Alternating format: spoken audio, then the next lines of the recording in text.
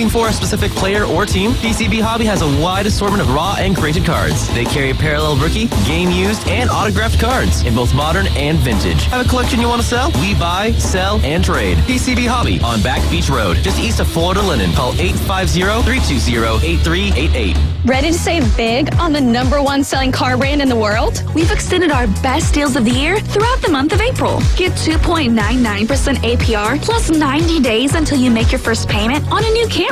Get 2.99% on the sporty Corolla. Ready for 2.99% on a new RAV4? And get 2.99% on the tough Tundra. Wherever life leads, there's a Toyota for you. Right here at Panama City Toyota. Offer expires April 30th. For details, visit PanamaCityToyota.com. In the jewelry business, there is no substitute for experience. David Adamson has over 46 years of experience, 32 of those in Lynn Haven. Designing and creating fine jewelry is more than a job for David, it's a joy. If you're looking for a spectacular jewelry design that says you, or perhaps you need your jewelry repaired, look no further than David Adamson Designer Jewelry. All work is done in-house and always to your complete satisfaction. Stop in today at David Adamson Designer Jewelry, 830 Ohio Avenue in Lynn Haven. They're on Facebook and at tcjeweler.com. Your biggest investment is your home. Protect it while also improving its appearance with Earthworks of Northwest Florida. We have sand, mulch, gravel, or lay-down decorative stone, all available for pickup and delivery. Discover your dream landscape with Earthworks of Northwest Florida. Imagine the moment you proudly pull up to your home that you've worked so hard for, enhanced by quality mulch, decorative stones, and more. Let's make it happen today. Request a quote online at earthworkspc.com or swing by the office at 2005 Industrial Drive. Love the land you live on. Do you use the expensive blue or yellow pills to charge your sex life? Are you thinking about it? What if we can promise you the same results for less than $3 a pill? If you're paying $20 a pill for the other pills, you're getting taken to the cleaners. Our pills deliver the exact same results for less than $3. You'll save more than $16 a pill for the same results. And right now, radio callers will get 44 blue or yellow pills for $120 with free discreet shipping. You can save more than $700 off pharmacy prices. Charge your sex life now and save a ton of money. Call now and get your 44 pills and save over $700 and qualify for free shipping. Stop overpaying and call right now. Paid for by Steel Man Pills. 800-261-7365. 800-261-7365. 800-261-7365. That's 800-261-7365. WPLQ Port St. Joe, WGSX Lynn Haven. Powered by Panama City Toyota. ESPN Northwest Florida. Let's play the game. Sports Talk Radio will never be the same. I just don't think that anybody's going to succeed in that system. It's a bad organization. It's just a bad organization. The Afternoon Underdogs. Onion pickles, onions pickles. Live and local. Look, it's impressive. On ESPN. Northwest Florida. I just had lunch, man, and we were running down to the nitty-gritty. Got a couple of hot dogs, though. Shout out to the Glizzy boys. You guys are riding along with the Afternoon Underdogs. This is ESPN Northwest Florida. I'm David Hayes, along with... There's that lunch. Tyler Bishop and Caveman Rick. We've got a great show lined up for you guys today. As always, on Tuesdays, we will have your Minute with Max Delight, and that'll be in the following segment. 4:40. Tho Bishop, Tyler's brother, will join us, and we're going to be talking about the 6 big questions for the draft. I don't know if you remember all 6 of those questions, but what is the most pertinent to you? Let me pull them up. I mean, I think for the most people listening, it's going to be like, there's always that first big move that happens somewhere, and typically 1, 2, 3 kind of go status quo, maybe 4 or 5. But you get like 6 or 7, and something crazy happens. Like what happens in that range that kind of shakes up the rest of the draft? Because either somebody goes way ahead of, or somebody jumps up from like 28 to 6 or 7. And I think what's going to be the first major move that kind of then starts a waterfall of moves behind it, and kind of just keeps adding to the suspense. Yeah.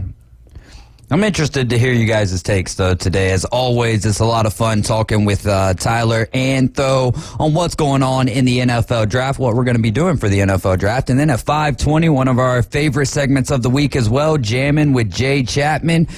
Interesting question I've got for him today. He's going to put together his all-time team of guys he played with. So it'll be, he'll catcher, first base, second, short, all that good stuff. And then I got him picking a starting pitcher, a relief pitcher to come in the 7th, a setup man for the 8th, and then a closer for the 9th.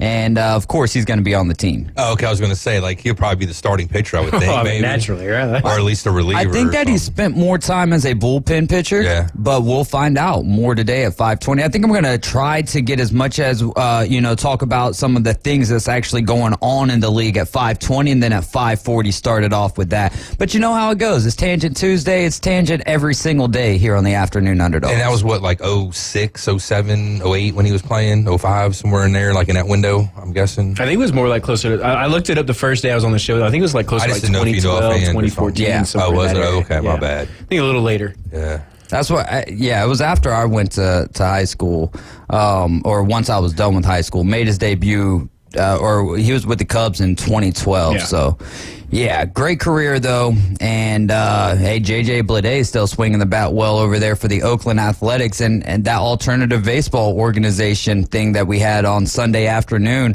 One of the guys there, he was not from here. He actually played baseball at BYU, and he was a AAA catcher, and now he's here with Panama City Police Department. So shout out to Officer Colton Shaver. And then again, another shout out to John Moore. I've got the full list of all of the participants, and maybe if we find some time today, Caveman Rick will read out, give all of those fellas a shout out. That was a lot of fun, and I'm very thankful to be able to to have participated in that particular event, and to, put some cleats there at Gulf Coast State College at Frazier Field. That was a lot of fun.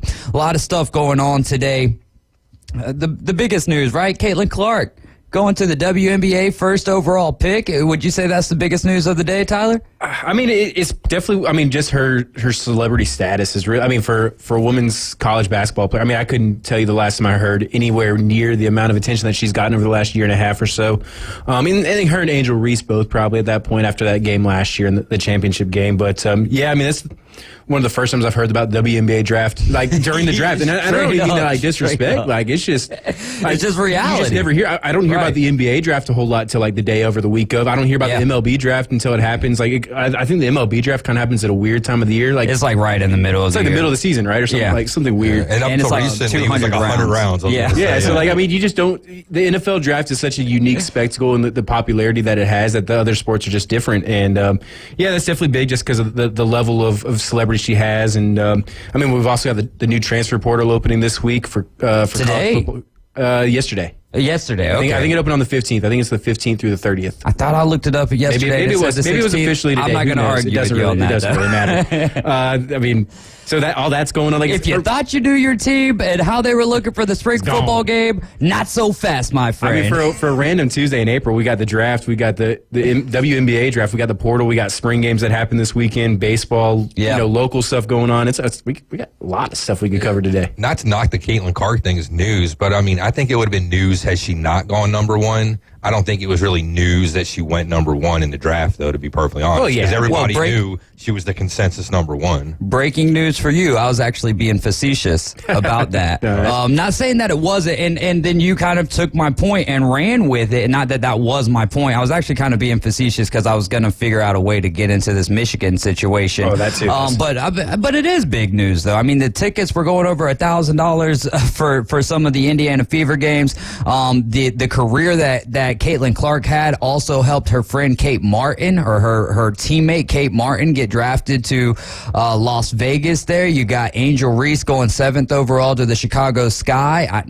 Look at all of these things that I'm just pulling out of my head. It's funny because I saw a big graphic Caitlin Clark teams up with whoever they drafted first overall last year. I've never heard of the girl, and I don't mean that. It's just the difference in her stardom versus the number one overall pick from last year's stardom. Right. It's just night and day, and it's just I kind of felt bad because I was like, well, everybody's heard of Caitlin Clark at this point, but I don't know who this other, and I don't even disrespect to him. It's just the coverage that just the increase in college or women's college basketball in the last 16, 18 months is going to be huge for them going forward, and see if it can be sustained. That's what the biggest thing that I'll be looking for is I think the season starts May 14th. So I want to see the season start. Obviously, there's going to be a lot of talk about the WNBA when it first starts. How many weeks into it are people still going to be talking about it? Are major outlets going to be talking about the WNBA? Well, the Afternoon Underdogs are the most major outlets. So we'll keep talking. I'm almost afraid to keep this conversation going. Yeah, here we go. Got a take for you. Max, wild card delighted in the building. We got T-shirt takes for Max Delighted. What do you got for us today? Or what's the nickname? Wild card delighted. Wild card delighted. There we go. How about Clark Kent, like we said last week with the glasses? Hey, Clark Kent, but I like wild card delighted. That fits you well. That's pretty fitting. I've got a take for you on that. I think in about 2-3 years, this class and the WNBA is going to get to like the level of what the U.S. women's soccer was, where they're, equal pay, all that. And then someone's going to pull up the receipts and show, 2022, the WNBA lost $22 million. It's going to get to that, and it's going to circle back. It's all going to come full circle because now, like we were talking about this a few weeks ago, but now that everyone sees Kaylin Clark makes $76,000 as the first pick, it's going to get blown out of proportion. It's going to be political. I don't think her necessarily will be like the spearheaded person on it because I think she kind of stays on her basketball lane. I mean, she just wants women's sports to get more appreciation, which is awesome. Exactly. There's nothing wrong with that. No issue with that, and I don't think she's going to be the one to necessarily do it. But I would say, some of that draft class is a little more vocal, and I think you might get a little of that and a little backlash. All right. It kind of cracked me up. I think it's Jamil Hill was talking about, that's why these girls have to go play sports elsewhere to subsidize their income. It's like, I mean, I'm not saying obviously like $80,000 for a professional athlete compared to like the WNBA or the NBA or the NFL isn't a huge salary, but like compared to the average person, $80,000 is not a bad salary. Like, so don't tell me you have to go supplement your income. You may want to and you may choose to, but like there's a lot of people out there living on a lot less than $76,000-$80,000 a year, and and it's not like their teams aren't, feeding them, providing them with proper medical and everything. Like their $80,000 or whatever is a lot better than, your person who's working. It's a lot better than my $80,000, that's for sure. Right? Yeah. Same. Mine I can only see at night when I'm asleep.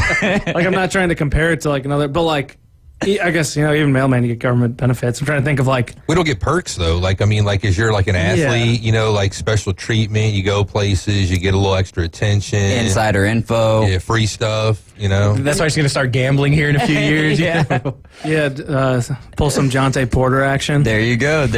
All of a sudden, she won't be able to make a 3-point to save her life, be like, just her interpreter will start laying down some bets for her, and we'll call it a day. There you go. She's going to be the first American to have an interpreter. I think the biggest thing that I'm looking forward to is not just the hype that comes along with it and how long that will be sustained for, but more or less how do the wily veterans of the WNBA, like, do they, hit her with a little bit more physicality and prove their point, or do they welcome her in and maybe not take it easier on her, but not go over the top trying to prove, hey, you're playing with the big girls and now, maybe some of the refs kind of don't give her those star calls like, hey, welcome to, you kind of got welcome to earn your dues a little bit, There you go, man. Should be an interesting season, though, to say the least about it. Michigan is going to be serving a 3-year, or they're going to be serving 3 years of NCAA probation. They have to pay a fine and face recruiting restrictions after the university and 5 current or former football employees reached an agreement with the NCAA's enforcement staff on recruiting violations and also coaching activities by non-coaching staff members. The NCAA announced this afternoon. Michigan agreed to the violations involving impermissible in-person recruiting contacts during a COVID-19 dead period, impermissible tryouts, and the program exceeding the number of allowed countable coaches when non-coaching staff members engaged in on and off field coaching activities, including providing technical and tactical skills instruction to players. Is this the best that the NCAA's got? All of this stuff that's going on. That's weak sauce. And I agree with you, though. And, I'm not trying to stick up for Michigan by any stretch of the imagination, but do you think that they should have had higher penalties levied against them, or do you think that this is a non-issue? Non-issue. Yeah, I'm right there with you. It's just one of those things. Let the boys play. It's one of those, like, this is the NCAA. Oh, yeah, we're still in charge. We just punished Michigan for these recruiting violations that they had 4 years ago. Yeah, nice. We just now punished them, and they really got basically what occurs was a slap on the wrist. But we showed them we're still in charge. We still have power, which everybody at this point knows the NCAA really has basically no power when it comes to college all that extra football. coaching backfired so much that they won a natty. Yeah. Well, I mean, that was during the COVID. I mean, well, part of it was during COVID-19. Some of the squad was still there. I mean, hey, they won a natty. They'll take these 3-year probation and everything else. They don't care. I'm sure that Sharon Moore or Sharon Moore and Michigan are glad to kind of get this behind them and get the ball rolling in the opposite direction. This isn't even part of the Connor Stallion stuff. Like, they can still face penalty next year. Do you think they will, though, being that Harbaugh got banned for that already? I mean, I think he already did 3 years for this. I think this is what he served. The first 3-game suspension was this stuff. Yeah. So, I mean, and then he got a mid-year suspension like Big Ten's like, we don't like this. Here's 3 games. It's, they've assumed they got to eventually do something just kind of, again, to flex their muscles and show that they're still in charge. But Harbaugh won't be there. Stallions won't be there. Half the roster won't be there. Who cares? I mean, so you're just punishing people that had little to, I mean, Sharon Moore was there, so I guess he probably had a hand in it to some extent. But most people getting punished aren't going to have anything to do with it anyway, which is the way most NCAA penalties come down. Yeah. You know, it happens 2 or 3 years after the fact when the coach has been fired and 30 or 75% of the roster or more is gone. And I don't really fault Moore that much. No. He's just drinking the Kool-Aid, man. Yeah, it's all about the horses, man. The Stallions just went wild on them. It's not like every team doesn't do that, too. Just most people are better about not doing public Venmo. I was about to say, you don't use your personal Venmo account. That's, Try cash. That's day one. Untraceable. Oh, man. Some Bitcoin action, maybe. For our listeners out there, if you guys want to hear about certain teams when we get Tho in later on at 4:40 and 5 o'clock, then text that team over right now to 850-215-6290. We'll be breaking down that and then answering the 6 biggest questions heading into the NFL draft. That's going to be April 25th. Chef Ross says, did you hear that some WNBA GM would trade the whole team for Caitlin Clark? I did not hear that. I didn't hear the quote, but I mean, it's hard not to, right? Just A, her ability, but B, her fandom, her stardom right now is, hands down the most popular player in the WNBA.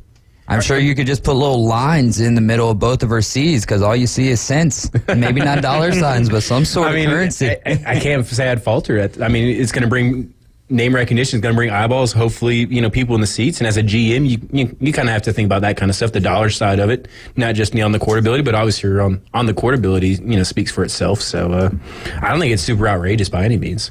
I mean, is there such a thing as like WNBA bust? Could she possibly end up being like the first WNBA bust if she doesn't? I think she's the first one anybody would really notice. Yeah. And I don't I try not to say like condescendingly, but like legitimately. I mean, she's you sound pretty misogynist. She's the first like number 1 overall pick in the WNBA. True. I remember hearing significant numbers about. So like if she doesn't pan out, it's gonna be like, okay, well maybe this happens more frequently than we know. But she's the first one that's had this level of publicity around. Yeah, and we've heard of 3 of them, like Candace Parker, Brittany Griner, Caitlin Clark. I mean, yeah, that's probably. I mean, like the prominent Sabrina Ionescu. Was she the first pick? Oh, I don't even know if she was the first pick or not, but I do remember hearing about her. Yeah, people like Tarasi. People like Tarasi, from UConn. What's the one girl that won the 4 championships and 4 straight MVPs? Asia Wilson. No, I'm trying to think of her name now. Oh, yeah. Was she in that one? But, I mean, there's been a few, too. Look up the full list of WNBA first overall picks. I will say, like, I could even tell you most NBA number 1 overall picks most years. Just like, so it's not even really a WNBA. I just don't follow basketball. And Brittany Griner was more infamous. I think that's a great take, though, right? She was the first pick. She was? Sabrina was? Yeah, 2020. Okay. But I think that's a great take, right? Is that there's a lot of people out here who can say whatever they want about the WNBA, but also couldn't name off the first overall picks for the NBA. Like I know Anthony Edwards went number 1 because he was a Georgia guy. Outside of that, I couldn't say the number 1 pick most years. Oh, we're not talking about you, Mr. Indiana. Yes. Well, I said Brittany Griner was more infamy than like being a great first overall pick. Maya Moore. Is that who won the? No, that's 2011 okay, pick. maybe that's it. Maya Moore. Yeah. All right, so Barrett Townsend coming in clutch, my man. Shout out Barrett. There Proud we go. of you, buddy. Do you have any shade to throw towards Barrett and other FSU fans today? Do you have anything lined up? No? Not off the cuff. Yeah, give him a minute. We got to let him warm up. Put him in the microwave. I don't go to bed thinking about FSU. Did they lose in baseball recently or something? Hey, their baseball team's not bad. Yeah, they're playing pretty good baseball. They swept Florida last week. They didn't sweep Florida last week. They beat them in the midweek game, and then that gave them the season sweep. But, yeah, they're playing some really good baseball right now. How's your Hoosiers doing? They're okay. All I know is we're dominating the transfer portal in hoops right now. We're a top 30 team now. That's all I can ask for right now. Let's see if that transitions to actually on the floor. But to your FSU thing, I don't really, think about just every top 20 team all the time. They're probably 19 or 20, so I'm not really thinking about them right now. The Braves beat the Astros last night 6-1. Chef Ross wasn't Reggie Miller's sister, the first WNBA draft pick ever. Was Cheryl Miller the first? I have no idea. Google these things, Chef Ross. Come on, be a part of the show, my friend. You're on a computer at that point, or at least your cell phone.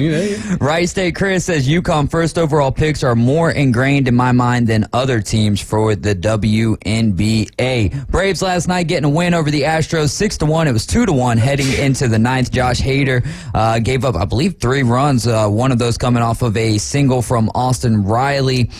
Braves played a lot of small ball last night. Riley was 3 for 5. And Vines, Darius Vines, threw for 4 2/3 innings, gave up 4 hits, 1 run, 3 walks, 4 strikeouts. So very great. I mean, Rick Tye texted in yesterday saying I think he's going to have a successful outing, and he did. He didn't end up getting the win. It was a bummer for him because Aaron Bummer came in and closed out took the next 2 outs and ended up getting the W. But you know how we feel about that statistic as far as it goes. For you can't put a whole lot of weight on wins for the winning pitcher. But tonight, 6 o'clock, coverage starts right here on ESPN Northwest Florida. 7:10 first pitch. Reynaldo Lopez 1-0 with an ERA of .75, taking on Hunter Brown, who is 0-2 with an ERA of 16.43. Yeah, but how about Kyle Freeland, though? Out there running the base paths as a pinch runner. Rocky's going to Rockies. Rocky's going to Rocky. For Tyler, that's like if you have like a quarterback on your team, probably your starting quarterback running a slant route across the middle, get hit by a linebacker. Who was it that played? There was a quarterback for the Lions that played a little slot receiver Joey one Harrington? game. I don't know. I don't know. Not Joey Harrington. John Kitna. Orlovsky. No, I'm just being smart. Orlovsky, the worst. It might have been Dano. Yeah, it might have been Dano. It was in that. It was in that time. I think. I don't know. I gotta look that up though. I can't remember who it was, but he did, and he played pretty successfully. Even got an OPI in that particular game. So high school baseball, real quick. We'll run down these before we get into your minute with Max. You guys can call or text us at 850-215-6290. Let us know what you disagree with us about today. They beat Arnold last night in walk-off fashion, 11-10 to give Arnold their second loss of the year. Monroe over Weewaw 13-3. Bluntstown beat Miller by 3 runs, 7-4. Laurel Hill over Bethlehem 8-6. Mariana beat Holmes County 10-5, and then Snead shut out Graceville 7-0. In high school softball, it was Arnold shutting out Holmes County 1-0. Walton by 1 over Bozeman 6-5. Vernon beat Bethlehem by 11 runs 13-2. Malone takes down Cottondale 2-1. Crestview over Freeport 6-2. Fort Walton Beach takes down South Walton 2-1, and then Childs over Bluntstown 9-1. Bay has made a new hire for boys basketball as well, bringing in former Choctaw head coach and also former coach for Mosley and Bozeman, Coach Mike Memon. Josh McCown, that's it. Yes. Josh McCown was the quarterback who played a little slot wide receiver for the Detroit Lions. Appreciate Caveman Rick looking that up for us. Coach Memon spent the last 3 seasons at Choctaw, 3 consecutive playoff appearances, 47-36 was his record overall. Before Choctaw, Coach spent 3 years at Mosley, took the program to some nice heights as well in his first season leading the Dolphins.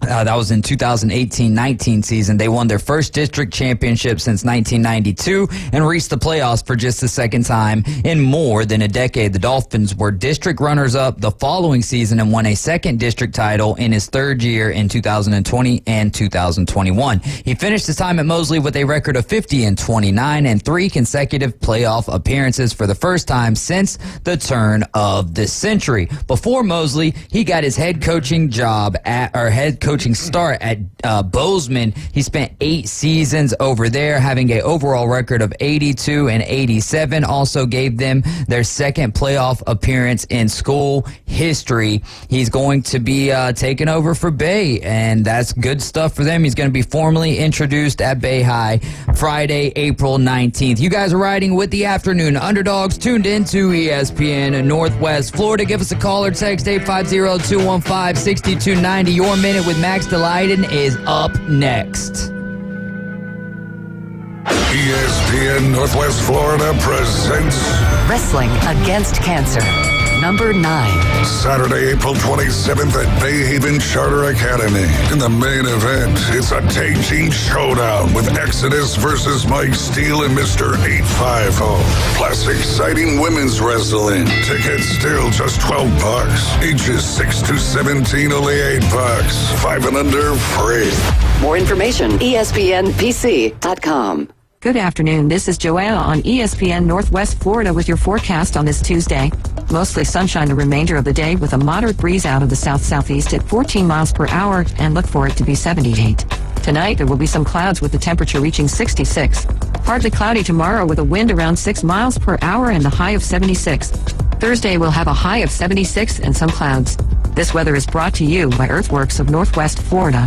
Thank you for keeping that dial at ESPN Northwest Florida. Rely on it. The road is yours, so let your spring adventures begin and discover the new Kia at Bill Bird Kia. Stop by today and check out our 2024 SUV family and take a test drive. See all the new features that elevate any adventure.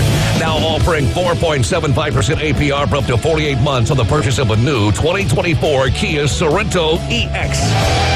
Get that rugged good look with luxury and the perfect balance of comfort, safety, and technology. Bill Bird Kia, the home of the 20-year, 200,000-mile warranty. Stop by anytime and see us at 2435 East 15th Street or anytime at BillBirdKia.PanamaCity.com. We'll give you the peace of mind that you can trust. Offer from Kia Finance America for the purchase of a new 2024 Kia Sorento EX with $2,294 per month per 1,000 finance in 48 months. Quality limited. No down payment required. Cannot be combined with other finance offers. The 20-year, 200,000-mile warranty is a Bill Bird Kia warranty. See dealer for complete details. Offer for well-qualified buyers. Plus take delivery from dealer stock through 4/30/24. Atlanta Braves baseball is back, and the battle for a 7th straight division title is officially on. Stretching the pitch, swung on, lifted left field. That might get out of here. That's in the bullpen. Home run, Sean Murphy. Tonight, it's a big American League matchup from Minute Maid Park in Houston as Michael Harris and the Braves take on the Houston Astros. Coverage starts at 6. First pitch 7:10 tonight on your home for the Atlanta Braves on the Gulf Coast. It's ESPN Northwest Florida. The next evolution in sports talk radio. It's the Afternoon Underdogs. 5, 4, 3, 2, 1. Weekdays from 4 till 6. 104.3 ESPN Northwest Florida. Welcome back into the Doghouse. This is the Afternoon Underdogs here on ESPN Northwest Florida, 104.3 in Panama City and 101.9 in Port St. Joe. Chef Ross says he can't Google and listen at the same time. Facebook shuts off. Huh? It was some random person I've never heard of. Multitask, yo. That's when you download the app, baby. That's when you download the app, and that's when you go get yourself a laptop, and you have the laptop up with Facebook, and then you use your phone to Google, or vice versa. But you've got to take strides, Chef Ross, to be able to listen to us and listen to us good. Ryan Mulvey says he heard the tickler is back on the loose. I don't know if you guys were... Oh, Lord. I heard about him tuned into the Inside Drive, but we were talking about a tickler who was on the loose in Texas. It ended up being a fake article, but we were talking about that on the Inside Drive. They were talking about Deshaun Watson for a minute. for the Afternoon Delight debrief. How did that not come up today? I did. I messaged it, man, on Facebook. Nobody said nothing. I can't help that you guys can't read during the day. I mean, it's sometimes you just have too many of them sometimes. Oh, maybe Ryan just didn't want to put it out there, you know? Maybe he thought it was a little, Now shots are fired at the host of the Inside Drive. Talked about some other crazy stuff on there, like, whale penises and stuff like that. Okay, all right. So we got a text there from Michigan, Eddie, there during the break, and he asked who who got hired at Bay and what sport.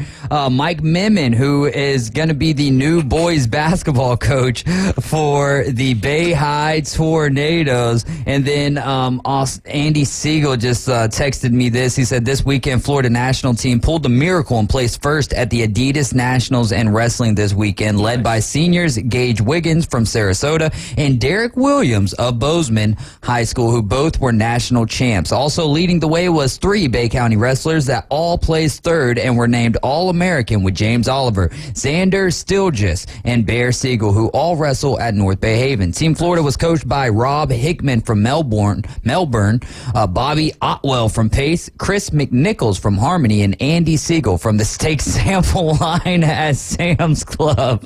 That's where you get her done at. Side note, Bear Siegel's going to be... I saw him at the steak sample area. Oh, yeah? Sam's Club. The ribeye. It's like, oh, yeah, you know I'm there. Yeah, you got to be there. Bear Siegel's going to represent the U.S. in international competition this weekend versus Norway, Finland, Denmark, Poland, Estonia, England, and Italy. Almost said Italia. So congratulations to all the wrestlers there. Man, I am eating into your segment. Hey, lad, tell us about what it is that you do, my friend, and how you can help the listeners. It's your show, my brother. Yeah, that's right. You're just living That's in right, it. my brother. Single-family homes, condos, manufactured homes, you name it. Happy to help you out with any of your home financing needs. 850-565-1160, a Legion lending firm. Thanks, Dave. All right. Absolutely, man. Appreciate you guys and appreciate you giving us some of your time each and every week. And today, I mean, essentially, you weren't right here at 4. You were here at 4, but not right there in the seat. But I consider that being early for you. So thank you. Yeah. I was in the lot. I was on the call. I was listening. Hey, your Cubbies playing some good baseball, though. And last night, maybe one of the more entertaining games. There was quite a few entertaining games last night, but 5 straight games with a home run from Michael Busch. What have you been seeing from him after tying that Cubs franchise record? Yeah, pretty awesome for a rookie. That ties or breaks the rookie record, too. We traded basically nothing for him. He's a guy who was always good in the Dodgers system, but the Dodgers are just so jam-packed at the corners between Freeman, Muncy, and Lux, everyone else. So they basically gave him us for free. So it's been pretty nice. He's been playing first base, first time he's played it in his career, and he hasn't really made too many errors. I mean, a couple ones that were head scratchers, but if you're hitting a home run every game, it's going to be okay. That's a great point. And then Nico Horner with a big night last night for the Cubbies. Yeah, I don't know if you stayed up to watch that game at all. No, highlights are my friend. Yeah, there you go. You weren't staying up till 12:05 to watch the Cubs Diamondbacks? Actually, you know what, bro? I was I got home a little bit earlier than that. I got home probably like 11:30, 45 last night. Oh, you could have caught the game winner. Yeah, exactly. I know. I should have turned that on, but I went straight to the fridge to get the chicken salad. There you go. Hey, priorities. Yeah. That's fine, yeah. It's been pretty nice, too. Our rookie pitcher, Ben Brown, was really nice yesterday. 6 innings, 1 run ball. Not bad for a youngin'. He only had one bad start to start the year, and otherwise he's been great. So it's pretty exciting. I don't know if you saw Nico Horner's game-winning hit or... So he had one in the 9th, right? He had one in the 9th. One in the, what was it, the 11th? 12th? Yeah, in the 9th, he singled, and then Tauchman singled, and 2 outs, wild pitch in the dirt. Moreno couldn't find it, and Willie Harris, told Nico to go home, and he made it. So yeah, that's how he tied it up. The little league run, and he had a little league hit to win us the game too. It was probably 1.5 feet above the strike zone. I think you saw him just chop at it. Yeah, that's a pro hit. It don't matter how it comes off the bat, as long as that thing falls safely, then you're good to go. Yeah, and yesterday I was looking at the ump scorecard too. It's one of the worst umped games of the year so far, which you hate to point fingers at that stuff, and either way it wouldn't have mattered. It was being called poorly both ways, but like the zone was so bad yesterday. Angel Hernandez, was he there?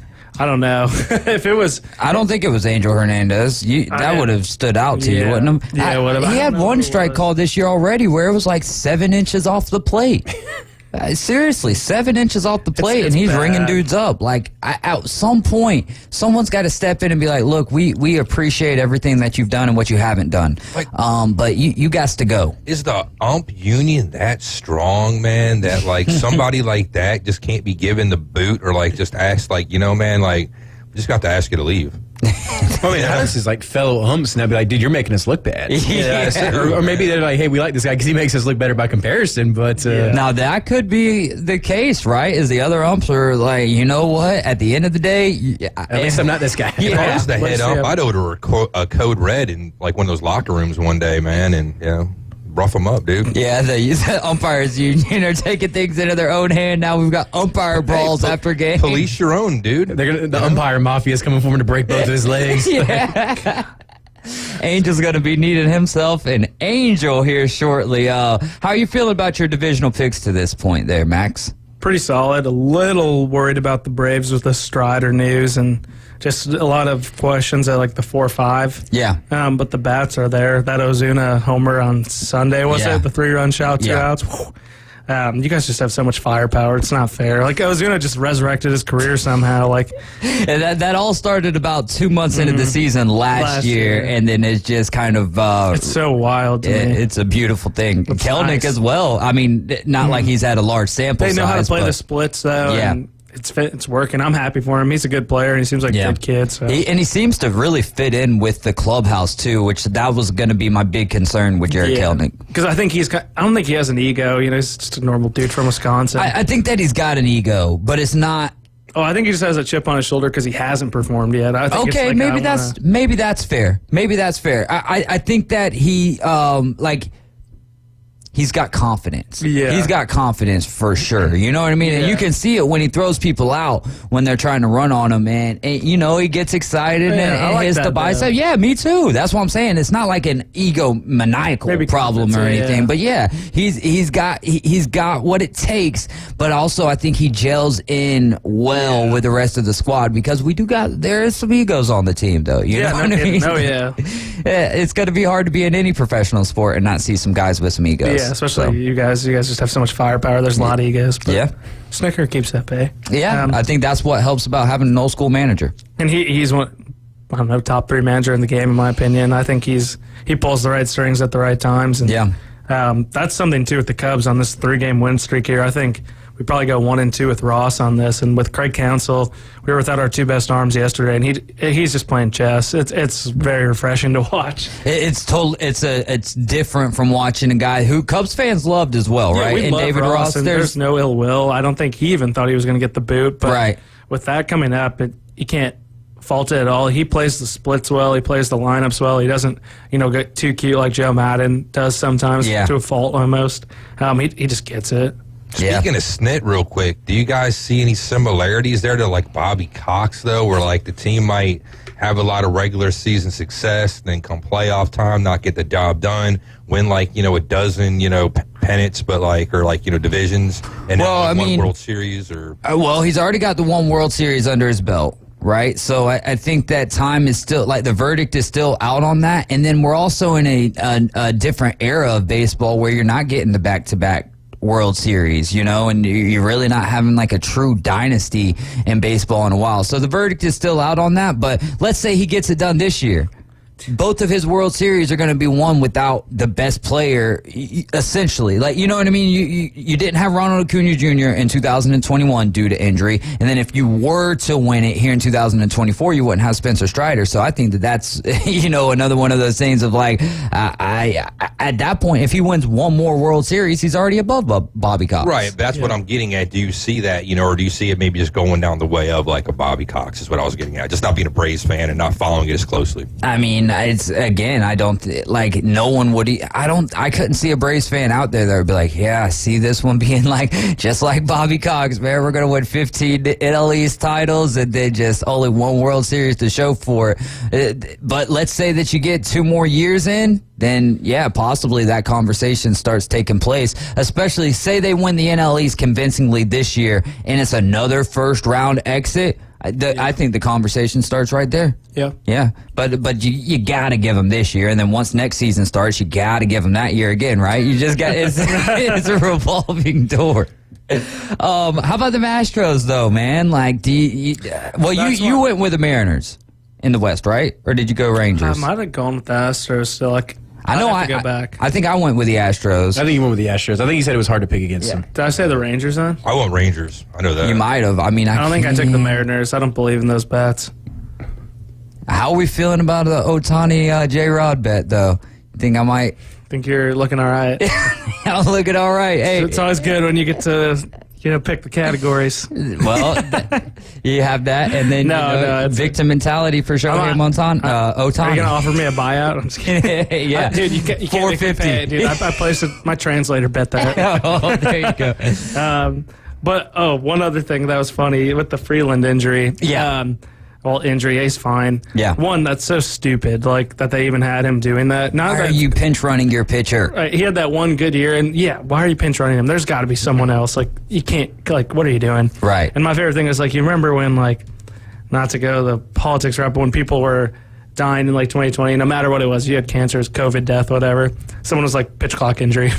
Yeah. Because everyone's blaming that, and that's not the case. It's not the pitch clock. It's because everyone's not focusing on mechanics, and they're making guys throw harder and whipping it. Yeah. And that's what Jay Chapman said last week, is like, no, it can't be the pitch clock. There's been guys who work fast for a long time, and it does. I think. Would you say that it boiled down to not enough rest and then not focusing on the proper mechanics? Like from what he said, from what like Jay some said, of it was that they weren't taking care of themselves properly off the field. That they were. It's the stress and the velocity they're trying to get on it. Maybe even trying to put a little bit of that. Cubby's gonna come. Yeah, the UCL. I mean, a lot of our guys are throwing a couple miles per hour softer, even the younger guys. So maybe that's something council and ought to be addressed. Like Keegan Thompson last night, he took the 10th and 11th. He was hitting 98 all year last year, but his control was a little off. Yeah. He was throwing 94 all night long, and it was one of his first appearances, and I don't think it's a concern because he's 26, maybe 27. And hitting the spots as well. He's in the spots. And so, I mean, he shut down the D-backs top of the order, and Marte and Carroll and everyone in the 10th and 11th. So, I don't know. But if your ball's still moving and you're taking off a few miles per hour, it's not the end of the world. Because I think Bieber did the reverse thing where he upticked it again and then suddenly the shoulder shot. Yeah. Which I feel horrible for him. I mean, he was fighting back tears talking about that. Like, he loves baseball. It just, that sucks. Shoulder injuries are no joke. And we need some of those guys back, like Kodai Senga, Alcantara, Verlander, all those guys. I mean, you're talking about a long list of big names. Rick, what'd you have? I was just going to say, when we get Jay in here, too, maybe touch on this, but I heard Jeff Passan talking the other day about something, and it was some study that was done. Maybe I can look up who did it. But it seems to be, we're talking about all these injuries with pitchers. They were going all the way back to, like, kids, like in the second grade, and the adult coaches treating their arms and having them throw like too much and doing stuff they shouldn't be, and that being detrimental all the way down the road. And I was going to ask him maybe about that, but that might be something too. I think we touched on that. I think he touched on that last week, and we can absolutely bring it back up with him later on today at 5:20. But it has to be if you're getting overthrown. I won't say misused or whatever because but at the end of the day that would be misusing them. But I mean, it was like 90%. It's just such a tough thing because not only do the kids want to win, all the parents there that are sitting in the bleachers want to see their kids win. The coaches want to win. You know what I mean? So you kind of get into this winning mentality and maybe get rid of scores until a certain age group or whatever and just play. Just turn your mic off right there. That is ridiculous. They do that in T-ball. I'm over there keeping score when I'm watching T-ball. Like, hey, somebody's got to do this, right? We play the game to win. But no, fundamentals are a huge part of the game. And I think one of the, have large pitching staffs for kids. Try to get all of them pitching. And if they don't do well, then all right, better for next time. But the more opportunities they get, maybe the better that they can be. So I don't have a legitimate answer for it, and I'm not going to sit there and strike coaches down for trying to do what's best for and the kids. It's not like the kids are like, I don't want to pitch today. If a kid says I don't want to pitch today, then coach shouldn't be pitching them. But outside of that, if they want to be thrown, I don't know, man. I am not no scientist, that is for sure. You guys are riding along with the Afternoon Underdogs. You gonna stick around and talk some draft with us? You out of here? Yeah. All right, that's gonna do it for our lad. What is it again? Wild card delighted. Hey, I was toned today. Temperamental. Yeah, I love it, man. I like it a little bit more when you're throwing some T-shirts out there. But I'll get Barrett on, throw some haymakers next time. There we go. Max Delighted, ladies and gentlemen. That was your Minute with Max. Coming up next, we're going to dive into the NFL Draft. If you got any topics you want to hear about, 850-215-6290. We're back. Atlanta Braves baseball is back. Swing and a drive. That's hammered deep right. He jumped on one and hits a homer. We're your exclusive radio home for the Atlanta Braves. At the wall, it is gone! A grand slam for Acuna! Hear every exciting home run, every strikeout, and every thrilling victory on 104.3 ESPN Northwest Florida. Good afternoon. This is Joanna on ESPN Northwest Florida with your forecast on this Tuesday. Mostly sunshine the remainder of the day with a moderate breeze out of the south-southeast at 14 miles per hour and look for it to be 78. Tonight, there will be some clouds with the temperature reaching 66. Partly cloudy tomorrow with a wind around 6 miles per hour and a high of 76. Thursday, we'll have a high of 76 and some clouds. This weather is brought to you by Earthworks of Northwest Florida. Thank you for keeping that dial at ESPN Northwest Florida. Rely on it. The road is yours, so let your spring adventures begin and discover the new Kia at Bill Bird Kia. Stop by today and check out our 2024 SUV family and take a test drive. See all the new features that elevate any adventure. Now offering 4.75% APR for up to 48 months on the purchase of a new 2024 Kia Sorento EX. Get that rugged good look with luxury and the perfect balance of comfort, safety, and technology. Bill Bird Kia, the home of the 20-year, 200,000-mile warranty. Stop by anytime and see us at 2435 East 15th Street or anytime at BillBirdKiaPanamaCity.com. We'll give you the peace of mind that you can trust. Offer from Kia Finance America for the purchase of a new 2024 Kia Sorento EX with $2,294 per month per 1,000 finance and 48 months quantities limit. No down payment required. Can I be combined with other finance offers? The 20-year, 200,000-mile warranty is a Bill Bird Kia warranty. See dealer for complete details. Offer for well-qualified buyers. Must take delivery from dealer stock through 4/30/24. He's so old, he buys his clothes at the same store he buys his groceries. Are you wearing a grocery bag? I talk sports in my underwear. I'm gonna wear nothing but a thong and a top hat. Caveman Rick is part of the Afternoon Underdogs on ESPN Northwest Florida. Welcome back into the Doghouse. Want to tell you guys about wrestling against Cancer 9. That is going to be Saturday, April 27th at Bay Haven Charter Academy. At the gym there. It's going to be a great time, and all of the proceeds go to help Jaden dealing with his medical expenses. He is in remission of cancer, but that does not mean that the bills stop rolling in. So all of the proceeds for Wrestling Against Cancer 9 will go to Jaden and his medical expenses. Tickets are $12. Kids 6 through 17 get in for $8. 5 and under are free with a paid adult. The doors will open at 5:30, bell time at 6:30. And also put some thoughts and prayers up out there for my cousin Ryan, as he had a tumor removed today right there, like around his nose area, and we're waiting on the results from that, and he is actually supposed to be wrestling in this event, so we'll see what the future holds for that. Also scheduled to appear is former WCW wrestler and WWE referee Scott Armstrong. So you make sure that you got some plans to come check out Wrestling Against Cancer 9. I'll be doing the ring announcing. That should be a great time. We also had one more from Wright State, Chris. Maritime Academy is off to the first robotics national championships in Houston. Maritime is the only school in Bay County to have a first robotics team. So really cool stuff there. And thank you, Wright State, Chris, for the update. Hopefully they do well. Keep us updated, and we will continue to shout them out. What are we going to be doing for the draft, though? Welcome into the building as well. Always glad to be here. We're going to be live over at St. Andy's Sports Pub. Do a live draft commentary all night through that first round on Thursday, April 25th. Going to have good specials, mock draft contests. Again, come out, cheer or jeer, whatever selection your team makes that night. So what time do you think people should show up for that? Because they need to have a little time to put their mock draft in, right? Because once the clock starts for the draft, or once the first pick is in? We can give maybe the second pick, since kind of Caleb Williams is. We'll give a little wiggle room there. Okay. But yeah, no, I mean, the first pick's free at this point, basically. First pick's free. But I'm going all kickers for my top 10 or top 16, how many ever we do. But if you hit, though, you'll be the only one. Go. Yeah, we'll be the only one. So. Some Spencer Schrader from Notre Dame. There you go.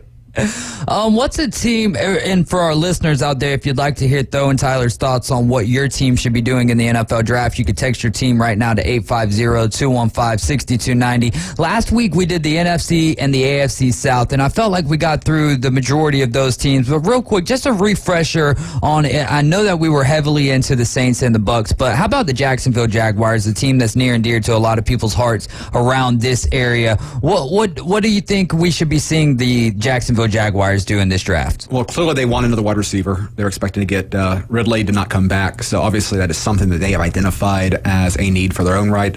Offensive line could still use some help. They've put a lot of resources into that, but they're probably still looking. I think that's a potential if the right tackle so falls there. And then maybe an edge rusher or something on that front seven. New defensive staff in there, new coordinator coming over from Atlanta. But if they can get another outside pass rusher, be able to move Travon Walker more within the inside there. He's developing quite nicely, but I think they could add someone else to pair with Josh Allen there, and also cornerback. Cornerback's another big need. So really, there's some very interesting players I think with that first round that could hit them well, but they've got still a few needs that they're going to be looking to fix probably those first 3 rounds. Was that the right move of them to go ahead and extend Josh Allen? Right. The biggest issue there is they should have probably done that earlier in his career. Yeah, I would have saved a little bit of money, but hey, this is the way that Jacksonville kind of operates with their own players. Yeah, they like to pay free agents. They don't always like to pay their own homegrown boys, but I'm just glad a deal got worked out there. Hey, a deal indeed did get done. All right, so the 6 biggest questions of the NFL draft is according to Tho and Tyler Bishop. The quarterbacks in the top 3. Yeah. Well, I think when we start off the draft, quarterback's always a sexy position, but particularly the order of the first 3. I mean, the first one I think is a given at this point, right? Caleb Williams. Washington right now really playing their cards close to the vest. Heavy gambling lines, putting Jaden Daniels as an increasing favorite there. I think it was minus 300 last time I checked. Ooh. But it's still a new front office. What exactly are they valuing there? Could they go to Drake May? Could they go to J.J. McCarthy? Really going for a wild pick there. The Baker Mayfield draft, everyone thought it was going to be Sam Darnold going one until the morning of. I had a nice payout. Neither here nor there. Did you see they were hosting Daniels, May, Penix? They were hosting like 4 quarterbacks on the same top 30. Them all in the building? All at the same time. So again, all the same night. Who hits that number 2 spot is, I think, is going to dictate a variety of the things that come afterwards there. Because again, I think there's some of these teams, if Jaden Daniel doesn't go number 2, then I think that the way some of these other teams looking for a quarterback might change. That could very definitely change some of their directions. There you go. All right, Caveman Rick, who are you thinking? Like, give me 2 and 3. Caleb Williams is going 1. Who goes 2 and 3? Right now, I'd probably have to say Jaden Daniels probably at 2 to Washington. 3, though, I don't know that. That could be like maybe a trade. Who's picking 3? Isn't it the Patriots, right? And I was thinking, a couple months ago that they are on a spot where they need a lot of help. They could trade down there to somebody else, pick up a few more draft picks and, fill a couple more holes. So they're a team that I could definitely see making a move there and trading down. Minnesota's been talking about them moving up unless they want to try to get like maybe a guy further down like a McCarthy or Penix that falls at 9 where they're at, I think, if I'm not mistaken. So I would think, 3 probably a draft. Like if I was going to show up to St. Andy's and do that, I'd definitely be going, I think, a trade there on number 3. I think the Patriots with, Gerard Mayo taking over this year for Bill Belichick, he may be one of the few head coaches that can afford to punt a year, essentially. So maybe if they do go Rick, they could trade down 1 or 2 spots, maybe even with the Vikings and pick up both the Vikings first round picks. And I mean, get in a guy like a Marvin Harrison or get a pass rusher like Dallas Turner, just build some other pieces. And then maybe next year, expect to be a top 3, top 5 pick again and go for maybe a Carson Beck or a Quinn Ewers or whichever quarterbacks end up. There's always a quarterback or 2 that slides up during the college football season. But he may be one of the few head coaches with his time already spent in New England.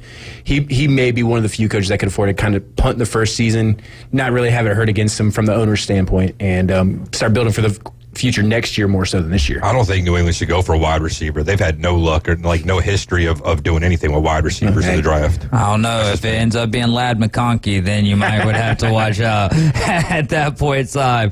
What do you think is the best case scenario for the New England Patriots at 3? Well, I think this kind of plays into the questions about trading partners. Again, to me, if I were in those shoes, I think the Patriots really have an interesting opportunity because for one, when we look at the roster's in rough shape, as we've discussed, it's a team that if I were in those shoes, I'd be wanting to get capital. The question is their owner interested up? Again, we've got several 80-plus old owners, Bob Kraft being one of them. Is he ready to turn that page? I mean, they do have Jacoby Brissett as a quarterback, nice little stopgap. But they could be a very interesting situation right here where if you have a Minnesota trading up, right? I think for Minnesota to trade up in the top 3, I think Drake May is probably their top preference of that group if they can get them. You're looking at the potential of getting 3 first-round picks. Real quick, if Minnesota jumps up to 3 and takes Drake May, how do you think the fan base reacts since this? We've been hearing a lot of Minnesota J.J. McCarthy rumors. I think the Vikings are just. I think they're kind of in trust mode with the coaching staff they have. Gotcha.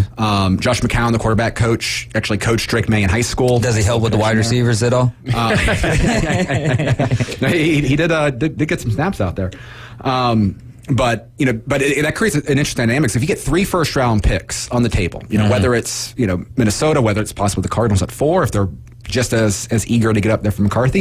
If you're the Patriots, you can trade back to 11. Who's going to be that team that jumps back up there for McCarthy after that if it's not the Vikings? I mean, they have a situation where they could possibly get 3 first-round picks, move back up, maybe just cut the cost of the second, and maybe still get J.J. McCarthy. And Elliot Wolf is their GM. He was there a part of the brain trust that drafted Baker Mayfield in Cleveland. That's he spent some time there. He was with the Packers before that. Dad is a legendary GM.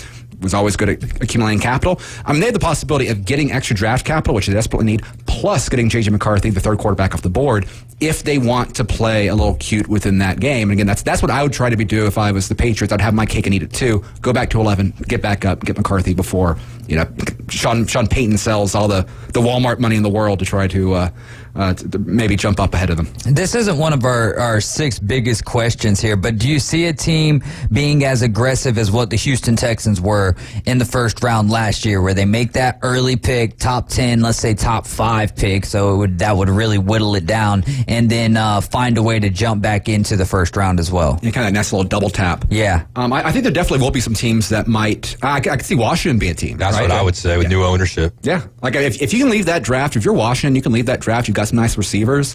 You can bring in your franchise quarterback, what you hope is your first franchise quarterback, and you bring a tackle. Right, nice little tackle draft class right now. If you can get back in there, get a first round left tackle. I think that's a nice little thing. Now, I don't think it's going to be second, third, right? I don't think they're going to be as. And Texans had some nice capital last year to allow them to make that trade. But I could see maybe a team like that.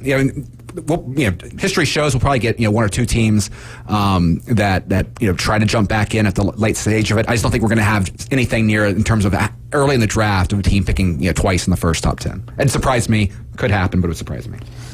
We kind of answered 2 already, right? That one being the first quarterback trade. Well, but we can. There are some other trade possibilities out there that are just, worth considering. I mean, the Giants are there at 6, right? Particularly if you're the Cardinals. Let's say Patriots stand pat at 3. Patriots are picking at 4. Instead of trying to get cute, training back up, in this case, maybe 4 of those top 3 wide receivers and a quarterback like the Patriots might in that scenario I mentioned earlier, then maybe the Giants are an attractive trade partner. There's a lot of smoke out there that they would like to get another quarterback. Would not surprise me. I think Daniel Dimes, at the very least, is on his last year there. And then again, Sean Payton, who knows what Sean Payton's going to do? He's always been one of the most aggressive teams. It's the team that is, Sean Payton, when he was with the Saints, obviously, never afraid of trading first-round picks to get the player that he wants. He, I think, is one of the biggest wild cards there. Is he willing to just take the next year and say, hey, look, they took up most of the Russell Wilson hit this year. They made that decision. Are they going to recognize, hey, look, this is going to be a down year. We're going to write it out with Stidham. We'll eat our vegetables. Next year, go in for a full reload. But again, it's Sean Payton. Who knows? Plus, he's a quarterback collector, Sean Payton is. He loves to have like 4 quarterbacks on his roster. Yeah. And don't they need a quarterback? Oh, yeah. So who's the perfect match for the Broncos? Bo Nix is a guy that's been kind of paired to them a good bit.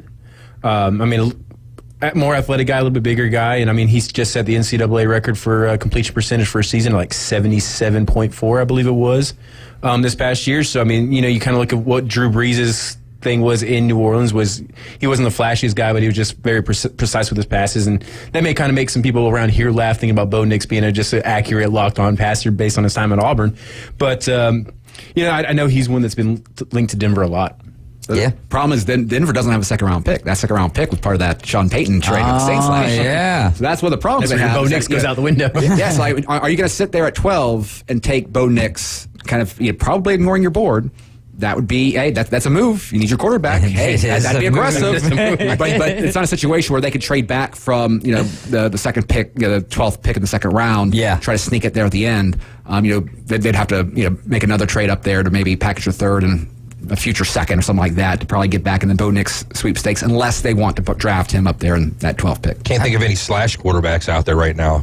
Quarterback / tight end, quarterback / wide receiver that Sean Payton might like to grab, like a Taysom Hill. Maybe Joe Milton. I want to see him taking some tight end routes right there. Brock Bowers, let him pretend to play quarterback. I was about to say, there you go. I mean, maybe Brock Bowers, see how that plays out. But maybe you can get one of those quarterbacks who turns into a wide receiver, and then that becomes that much more valuable to Sean Payton at that point in time. Where do you think the first defensive player ends up going? Well, that's an interesting part of this as well, because if you look at the draft board this year, it is overwhelmingly dominated by offensive players, right? When we think about draft picks, obviously we rank them, but you also have tiers of those ranks. There's a break there where the difference between, say, 7 and 8 is much greater than the difference between 8 and 9, right? And I think all the blue chip players, right, are offensive players. You've got the 4 quarterbacks, maybe some of those, if you want to say some of those quarterbacks are being inflated, fine, whatever, that's the position. You've got Brock Bowers, the 1 tight end. You've got the 3 alpha wide receivers. Then you've got Joe Alt, who is probably the distinguishes himself from the pack in terms of that tackle position. The future 9. Tennessee Titan. Yes.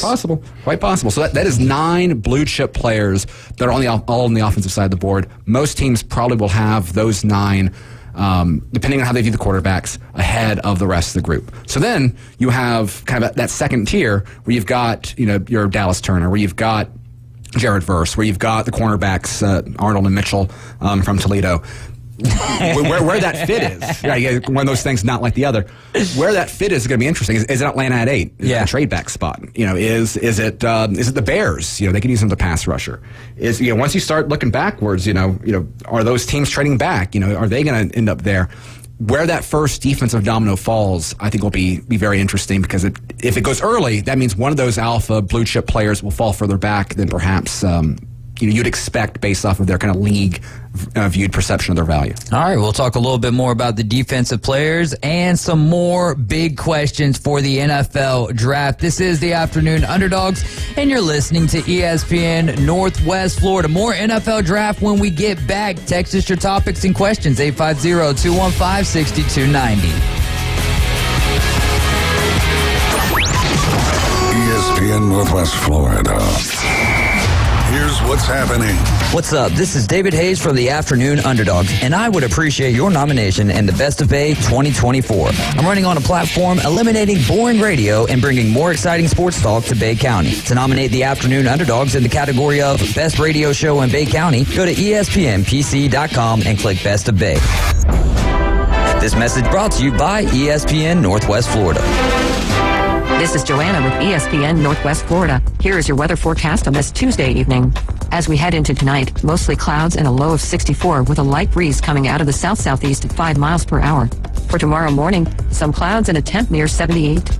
In the afternoon and evening, a wind 8 to 12 miles per hour. Partly cloudy and a high around 79. For Thursday, mostly clouds and a high of 76. This weather forecast is brought to you by Ellis Agency Insurance. Thank you for listening to ESPN Northwest Florida. Rely on it. As a realtor, it's important who you choose as your title company. May we suggest South Oak Title? Their offices are modern, comfortable, and state-of-the-art. South Oak Title can close transactions in any location in Florida, Alabama, and Tennessee. Their free mobile app allows realtors to deliver a net sheet in seconds. They provide mobile closing services to accommodate buyers and sellers. Their offices are beautifully decorated, state-of-the-art, complete, safe, and secure. South Oak Title, creating a better title and closing experience through technology and tailored service. Visit them online at southoaktitle.com. Is your restaurant looking a little tired from the long off season? Is your office a little offish? Start the new year off right by giving them a fresh start. Fresh Start Cleaning is now accepting new clients. Ask about their complimentary hood cleaning services. Fresh Start Cleaning. Get clean again with Fresh Start.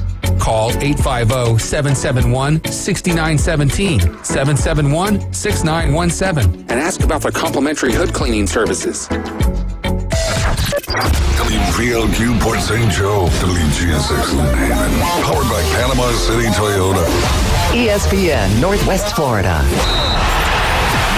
It's time for your Atlanta Braves morning update, presented by Tidal Wave Auto Spa. Get clean car happy at any of the 250-plus Tidal Wave Auto Spa locations today. Braves open up their 3-game series with a win in Houston. I'm Kevin McAlpin, and your Braves Radio Network morning updates coming up next. Tickets for the Braves 2024 season are going fast. This season is jam-packed with great matchups. Get your tickets at Braves.com/tickets.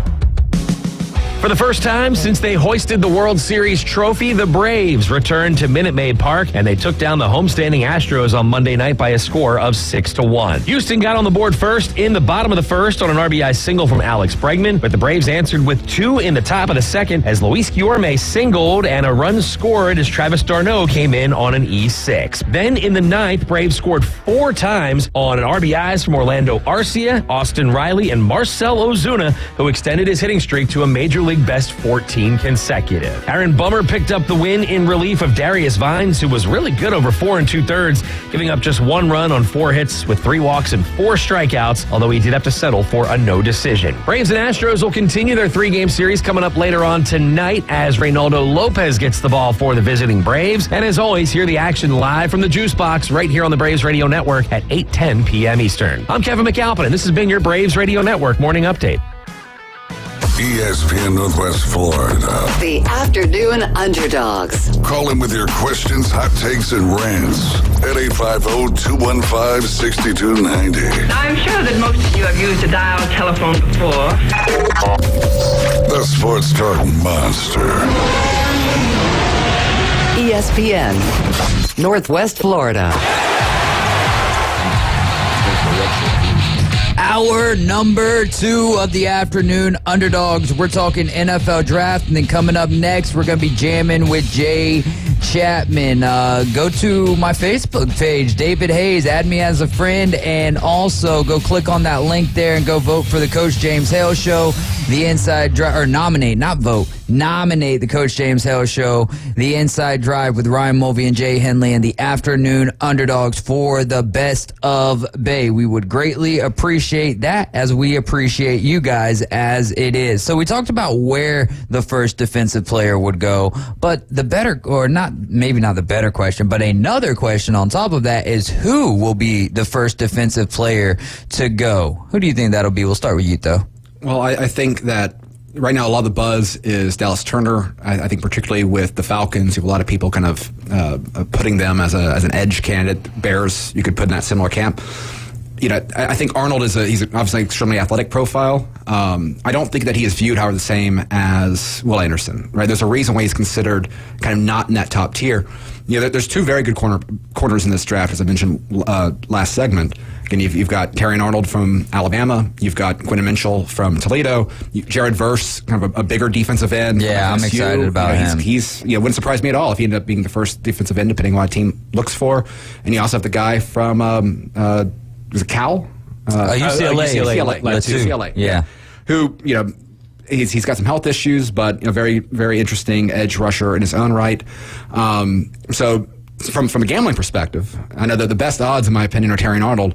You know, this is a cornerback that, you know, was a safety, converted corner. I mean, looked great last year. He took over for Kool-Aid McKinstry as that's kind of the premier cornerback for that team. Wouldn't surprise me at all. I mean, you always need cornerbacks, right? You're always going to play 3-4 a lot during a game. Wouldn't surprise me at all to see one of those cornerbacks actually get drafted before Dallas Turner or Jared Verse. And so again, I think it was it was at 25-1 odds yesterday. I think those odds have tightened up a little bit. But Terrion Arnold is, as first defensive player, is definitely one of my favorite bets out there over at Hard Rock. Yeah, those been firsthand helping that thing. Just ding, ding, ding, ding. What about for you, Tyler? First defensive player off the board. I mean, so we just talked about all 5 or 6 of the top guys, but I mean, now you got to make your pick. Yeah, no, I'll probably go Dallas Turner. I mean, it's interesting the way he measured, he had like an 84-inch wingspan or something like that at the combine. He's got the Bama Nick Saban coaching pedigree behind him. Tested and you well. ain't getting that no more in Bama. You're not. And he's got the production. He was at times, even viewed as almost, people thought he may take a step up this year and be almost better than Will Anderson was. Because he does have a little bit more of those twitchy aspects that Will Anderson, that was one of his knocks, was he didn't quite have the same size as a Dallas Turner, but you don't see him in that tier. Like last year, you had Will Anderson. It was, I'm not going to say undoubtedly one of the best guys, the best guy because of Jalen Carter, but those two were definitely kind of 1A, 1B, depending on what you were looking for. So I still think, people are willing to gamble on an edge rusher with freaky traits, and he's still a relatively young guy. He does have the coaching. Like I said, there's 84-inch wingspan, the way he ran at the combine, and like I said, he does have the production from Bama. I think he ends up being the first guy, just because I feel like edge has become, outside of quarterback, probably the most prized possession, at least for the defensive side of the ball, is the most prized position. And you can never have enough of them because they're so expensive once they get to that point where you have to sign them again. Yeah, great take there. Caveman Rick, first defensive player for you? Same thing. I can't argue. What are the three things you got to get, pretty much when you're a drafter and just looking to start a team? You need a quarterback. You need somebody to protect the quarterback. You need somebody to get the quarterback, right? Yep. So chances are that's going to be your first defensive player, somebody who can get to the quarterback. So why not Dallas Turner? Yeah, I think I'm going to go Jared Verse to Atlanta. I think Jared Verse to Atlanta. If it's not Jared Verse, Dallas Turner right there. But I think Terrion Arnold is going to be one of the better, not just cornerbacks, but defensive players in general coming out of this draft. And not to knock your pick, but I would think the dude from Alabama probably gets a little bit more love and attention than the dude from FSU. You know what I'm saying? Well, yeah, but at the end of the day, these NFL teams aren't like, oh, this guy's from Alabama as much as it. Sometimes Mike Mayock did that for a couple drafts because of the coaching, because of the coaching, and just everything. The pedigree, if you will, going to certain places. I think that does come into play sometimes. I think, especially if you have a toss-up. Right, but I'm saying it could be. But I think they're going to be looking at the individual players. Where they come from does play a bit of a role. We're also talking about two well-coached teams, though, and Nick Saban and Mike Norvell when they were coached. One's a lot better coach. Okay, you could say that. There's not much of a doubt there, but also I really like what Jared Verse brings to the table, and I also want to be a little bit different and not just be. We'll add a little variety. I don't know how his injury history was this year, but I know last year, 2022, Verse was nicked up a lot. I feel like every game I watched, he'd make a splash play, and then I feel like he got hurt and missed 2/3 of the game. And so I'm not going to say I know for a fact he was or wasn't significantly better on that side this year, but that will be something that comes into account as they're trying to weigh those two prospects. Yeah, there you go. Another great take there. We'll move on to who trades up for a wide receiver. What do you got, though? Well, I think this is going to be, and you could see multiple of these trades, but we mentioned a great deal already, both in the show and past. This is a wide receiver heavy draft, and in particular in that top tier. Again, you could, if you told me Roma Dunze went first out of this group of three players, it wouldn't shock me. Okay. That's how good he is. And so, when you already have, if you're penciling in 3, maybe 4 quarterbacks in that top, with those first 4 picks, is a team going to look at what they have and say, I want to be aggressive? You think of a team like the Jets, right? They're picking at 10. Will be plenty of good players there, but if you're in win now mode, and that entire franchise is win now mode, maybe they should get a tackle because they're in win now mode. But would it surprise me at all if saying, hey, look, let's go get an alpha wide receiver to pair with Garrett Wilson. If this we're getting Aaron Rodgers more weapons, if this works out great, fantastic, we got what we wanted. But even next year, if you go into a situation where Aaron Rodgers is gone, you have to start that rebuild all over again. But you've got 2 premier wide receivers out there as part of your game. Wouldn't shock me at all if that's a team that looking at, again, this GM may not have another year going after him. Might as well spend the capital now, right? It's someone else's problem if it doesn't work out. It wouldn't surprise me at all to see them move up. The Cardinals, if they're a trade partner at 4, are they going to try to get cute, move back up, as we mentioned earlier? Is there a team, is the Colts? Is the Colts looking to make a big swing, trying to get all those pieces around them? They could use a true alpha. I think Michael Pittman. Michael Pittman. I think he's a very good, kind of a T. Higgins as a receiver. Yeah. Maybe they want to go out there and get their chase.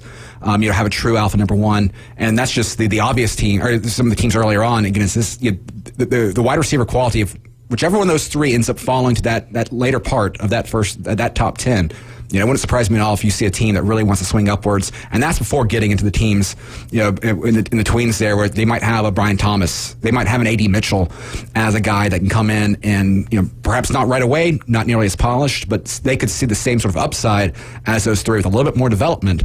Are you going to have the Bills? Are you going to have the Chiefs? Are you going to have some of those contending teams that have a clear need to add to that receiver room?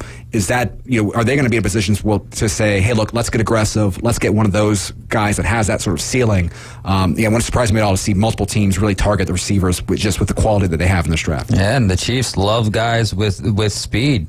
Right. Yeah, and kind of to the last point, I think, almost every team that was a true Super Bowl contender, the Ravens, the Chiefs, the Niners, the Bills, like all those teams could legitimately need could use a true number one receiver. I think they've got some good players.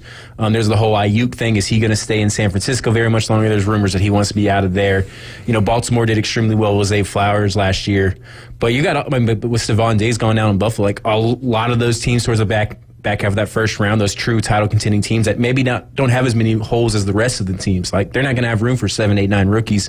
Do they package some of those picks up, move up, try to get, those franchise quarterbacks, some legit, a legit number one. And I think if we see one of those make a move, I think that could really shake up the rest of the draft.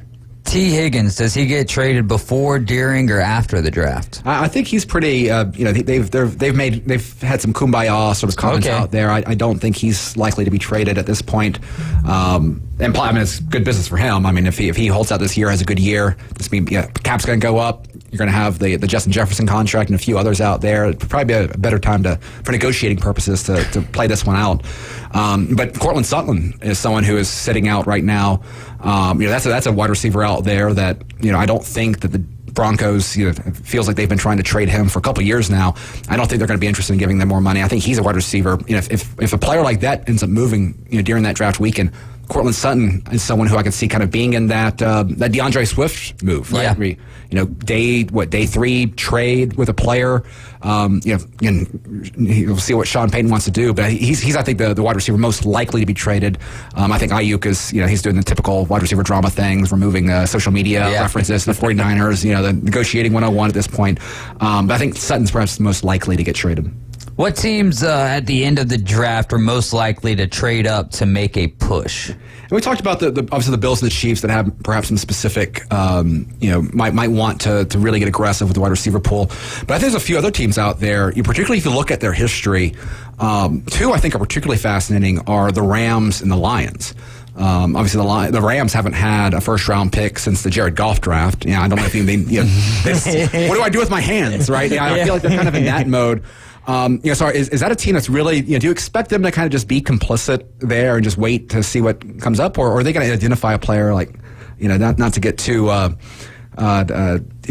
there, but let's say Brock Bowers falls, maybe passes Denver, I could see Sean McVay just daydreaming about what he could do with Brock Bowers. Is that an area where they get a little aggressive?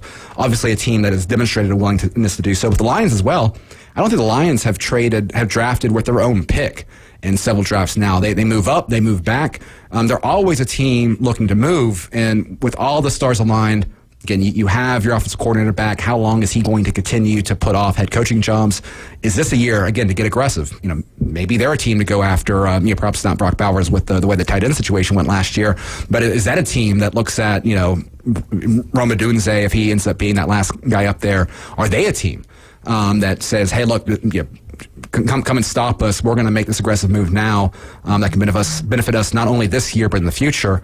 I think there's some very interesting, aggressive teams with real windows right now that could trade future capital to really make a big move come next Thursday. How about you there, Tyler? No, he kind of covered it both. I think the Lions, they don't. St. Brown has been a very good wide receiver for him, but they don't really have anybody opposite of him that really scares teams. Jameson Williams hasn't quite taken that next step. Maybe he does next year. Obviously, Gibbs looked very good at times last year. Laporta had a phenomenal season last year. So they've got some, like I said, a lot of these teams towards the back half of that first round, those true title contenders, they don't have the holes to have 6, 7, 8, 9 rookies on their final 53 round. So what's the point? You know what I'm saying? Why not package some of those? Why not move up?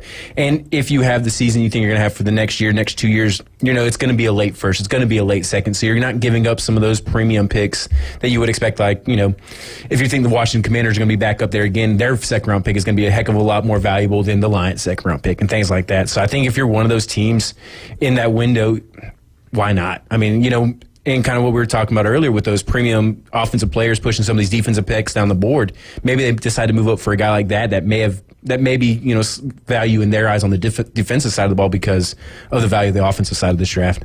All right, I'm going to ask you a few questions that I'm looking at here over on BleacherReport.com. And you guys just tell me if you think it would be a mistake or a good move by them for the Commanders accepting a huge trade haul to move out of the number 2 spot. Would that be a mistake or the right move? I think I think it'd be a good move. I don't think they're a quarterback away from a Super Bowl title. But, I mean, if you believe that somebody besides Caleb Williams is that guy, it's probably I guess it's probably a bad move if you believe that guy is that guy. Yeah. Because it's going to look bad in 3 years if you trade it out and he's the next Lamar Jackson or, you know, Patrick Mahomes or whatever he ends up being. But I don't think they're a team that's within a quarterback from competing for the playoffs and competing for Super Bowls. They've got a lot more holes than that. Brand new ownership, brand new, you know, coaching staff over there. I think they'd be better off kind of playing the long game. But most coaches and GMs don't have the time to play the long game. So I'm going to say it'd be a good move for him, but yeah. Your thoughts, though? I think it'd be a mistake because they're picking 2. And so, okay, you're not going to get Caleb Williams, but you're going to get, you know, chances are they're going to, you know, if they have 4th round grades on the rest of the class, right, then you make the move. I don't think that's the case. I think they would have traded at this point if that was. But if, you know, getting that second quarterback on the board, I think is a very different conversation than is it worth trading 3 first-round picks with the Vikings to get up to 4 and getting the 4th quarterback off the board, right? And so I think it's because you're at the position to get anyone besides Caleb Williams, again, assuming they check the box in your evaluation, I think now's the time you get it. You know, they've got some interesting tools. The NFC, you know, doesn't have this. You know, I'm not going to suggest that, you know, Jaden Daniels is going to have a CJ Stroud type season by any means, but NFC's weaker in terms of the quarterback field. They've got some interesting wide receivers. You know, you're bringing in Dan Quinn with the faith that he is going to fix your defense. I mean, Dallas fans might have some things to say about that the playoff game, but I think, you know, it would be a mistake to move backwards given where they are right now. All right, we'll move on to the next one. That would be the New England Patriots drafting quarterback J.J. McCarthy. Is that a mistake, or how do we feel about that? We've talked about it a little bit today, but we'll revisit. I think taking J.J. McCarthy at 3 would be a mistake if we work on the assumption that the Vikings want May. Yeah. Because again, if they end up going to the move that we talked about, if they trade back up from McCarthy, I love it. I think I think they win the draft, right? They had their cake and needed 2. Taking him 3 with other opportunities on the board, I think that would be the mistake. It's hard to say that if you believe a quarterback is the guy and you take him, it's hard to say it's a bad move. I think, you know, a lot of people are not accounting for the Jim Harbaugh coaching that McCarthy received. You know, saying he's the best quarterback in Michigan history, all that kind of stuff, whatever. But, I mean, this is a guy who produced quarterbacks in the college level. He helped recruit, you know, Coach Andrew Luck. He helped turn Colin Kaepernick into a Super Bowl, you know, quarterback that led his team to a Super Bowl. His quarterback at San Jose State or San Diego State, whichever, Josh Johnson, played in the NFL for a decade plus. You know, I think he played for half the league. But, you know, whatever. He's a guy that stuck around. I mean, what Harbaugh has done with quarterbacks is very impressive, and it'd be hard for me not to take his coaching and what he legitimately will say about McCarthy off the record. If he's vouching for the guy, it'd be hard for me not to take it seriously. And at that point, you know, you trust that Harbaugh knows what he's doing, and if you think he's a franchise quarterback, he's always worth the pick. It says we'll only have about 30 seconds left here. Is Marvin Harrison Jr. actually losing steam in this draft? I don't think he's losing steam. I think it's more about recognizing that the other 2 wide receivers are worthy of being in that consideration. He hasn't done anything wrong. You know, he's a fantastic prospect. But Rome Odunze, Neighbors was kind of right there neck and neck for the wide receiver award last year. I think Odunze is the guy that, you know, people pulling up the film, they absolutely loved what he can do. So I don't think he's not losing momentum. I just think the other 2 guys are just that good to be worthy of that conversation. I think it's kind of similar to what's happened to Drake May. Like last year was Caleb Williams, Drake May 1-2, and I think it's just for the talking heads, the media, like it's just become a boring guy to talk about because we've talked about him so much. And kind of one of those things, like, other people become flashier, other people get kind of pushed up the board more so than them falling. Yeah. Too many wide receivers. It's a wealth of wide receivers. So if you don't grab him, you can get somebody else. It's not a big deal. And if none of those guys work out, you've got the UFL, and you've always got 2025. Throw one time before you leave. What are we going to be doing on Thursday, April 25th? Next Thursday over at St. Andy's. Starting up. Get there about 6, and we'll be ready to go at 7:00. That is next Thursday, isn't it? Oh man, so I'm gonna have to. We didn't even know the date the first time we were talking. Yeah, that's right. I got to talk to the old softball coach and be like, I won't be there on the 25th. Hopefully you guys get a couple of dubs, though, that evening. All right, you guys are riding along with the Afternoon Underdogs. This is ESPN Northwest Florida. We're talking baseball with Jay Chapman coming up next. ESPN Northwest Florida presents the Race to Talladega. You are our winner for this week at 1 second flat. Now you're headed to Talladega. How excited are you right now? Very excited. I appreciate it, man. Well, we've also got you tickets for the Xfinity race as well, and you're going to be over there in a tower, my man. Okay, thank you, man. From PCB Hobby, Pepsi, Panama City, Toyota, and your racing station. ESPN Northwest Florida. This is Joanna with ESPN Northwest Florida. Here is your weather forecast on this Tuesday evening. As we head into tonight, mostly clouds and a low of 64 with a light breeze coming out of the south-southeast at 5 miles per hour. For tomorrow morning, some clouds and a temp near 78. In the afternoon and evening, a wind 8 to 12 miles per hour. Partly cloudy and a high around 79. For Thursday, mostly clouds and a high of 76. This weather forecast is brought to you by Ellis Agency Insurance. Thank you for listening to ESPN Northwest Florida. Rely on it. With over 65 years of combined experience, Instant Replay Sports Cards is happy to help you take your collection to the next level. They carry all the new hobby boxes, signed memorabilia, and supplies. New and vintage cards in Pokemon. They sell and trade cards and are always looking to buy. They're an authorized source for Topps, Panini, Upper Deck, and Leaf cards. Instant Replay Sports Cards is open 7 days a week at 752 West 23rd Street, down from Academy Sports. It can always be reached at InstantReplaySportsCards.com. At Creative Gems, we believe every piece of jewelry tells a story of love, legacy, and the art of fine craftsmanship. Family owned with every detail crafted on site in Panama City, Florida, we invite you to experience more than just shopping. It's a journey to remember. Come visit us online at creativegemsinc.com or in our showroom on Jenks Avenue, open Monday, Wednesday, and Friday. Creative Gems.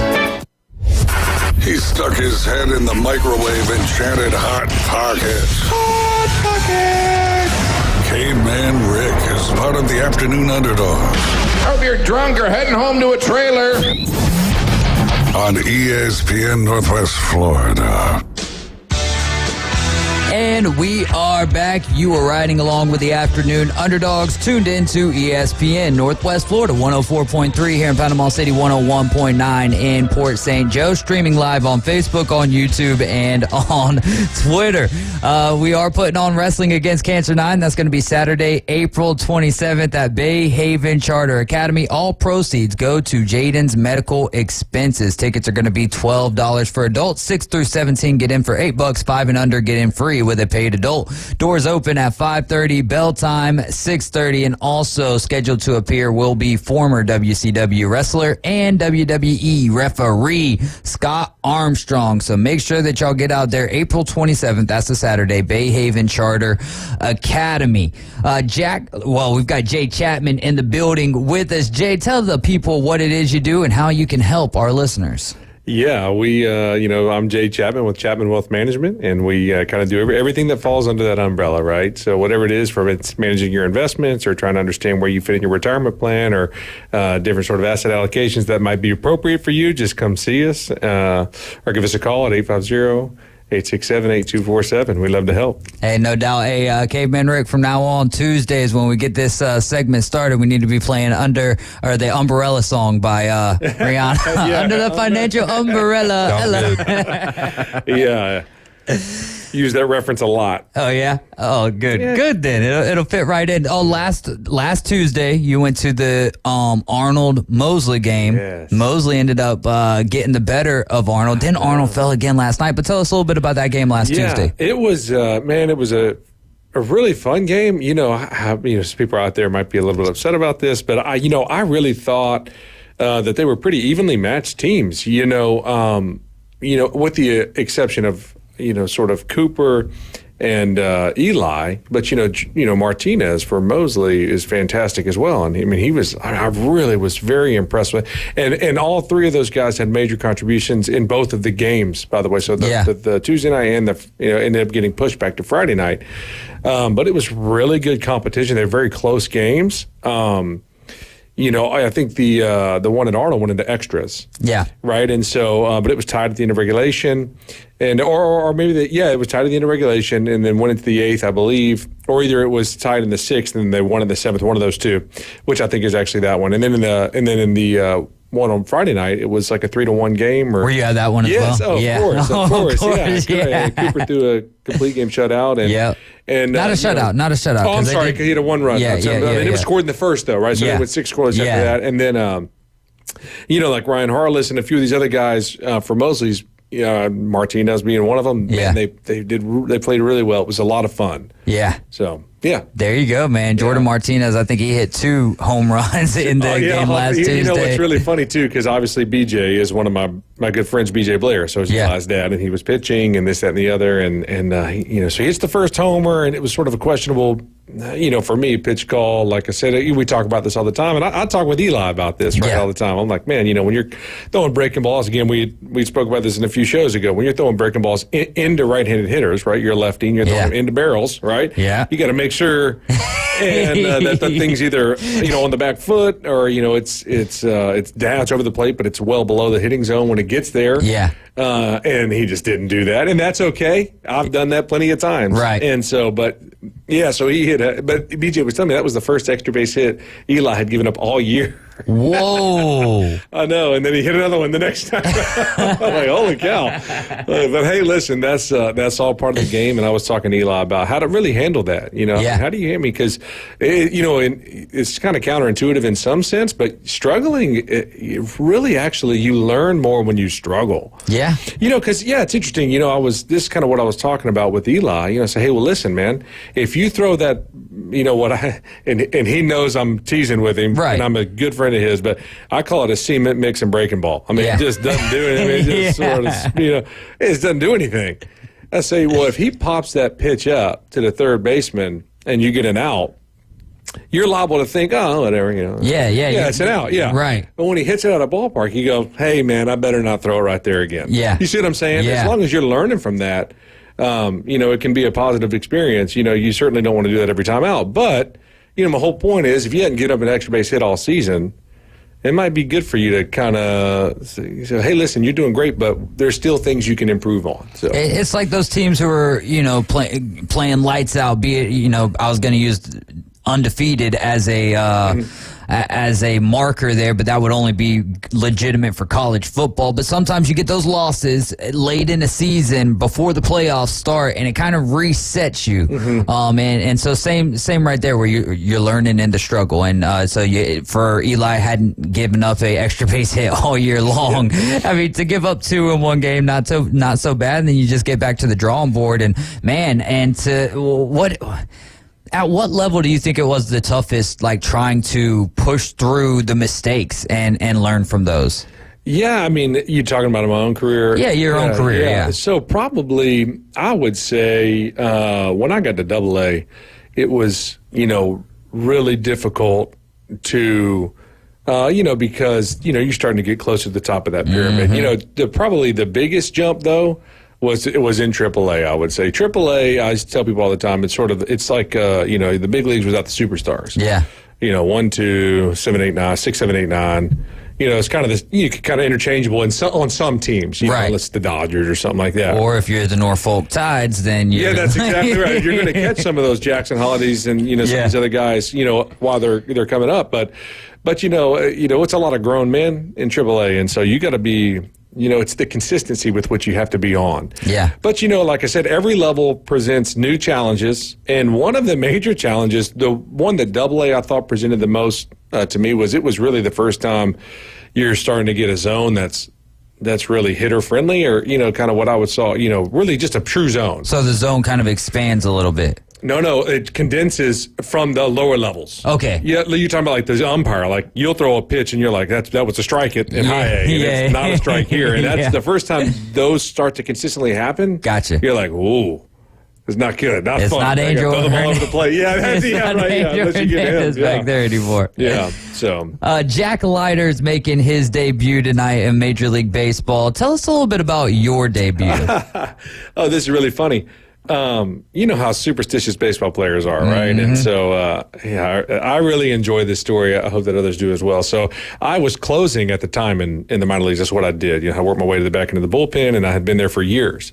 And so I just became accustomed to doing certain things. I didn't tie my cleats to the fifth inning. That's just the way I was. I just sit out there with my cleats untied. Just kind of, at the fifth inning, I'll start looking up at the scoreboard, kind of seeing what the game looks like. Yeah. And in the seventh inning, if it's 3 runs or less, I'll start stretching, throwing the 8th pitch of the night.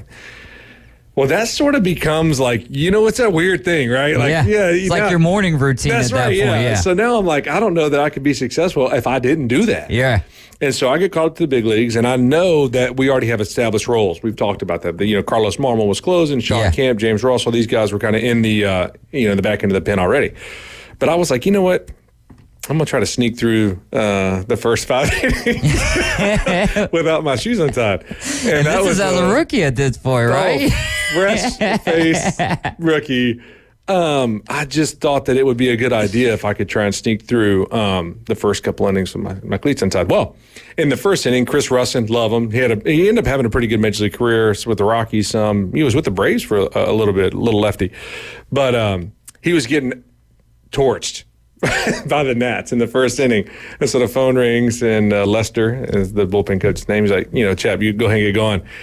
I didn't even tie my shoes. I promise. I start, hey, cool, you never seen on my face. I'm panicking. Yeah. Totally panicking. I just grab the ball and start throwing to the catcher. Feet are sliding everywhere. Yeah.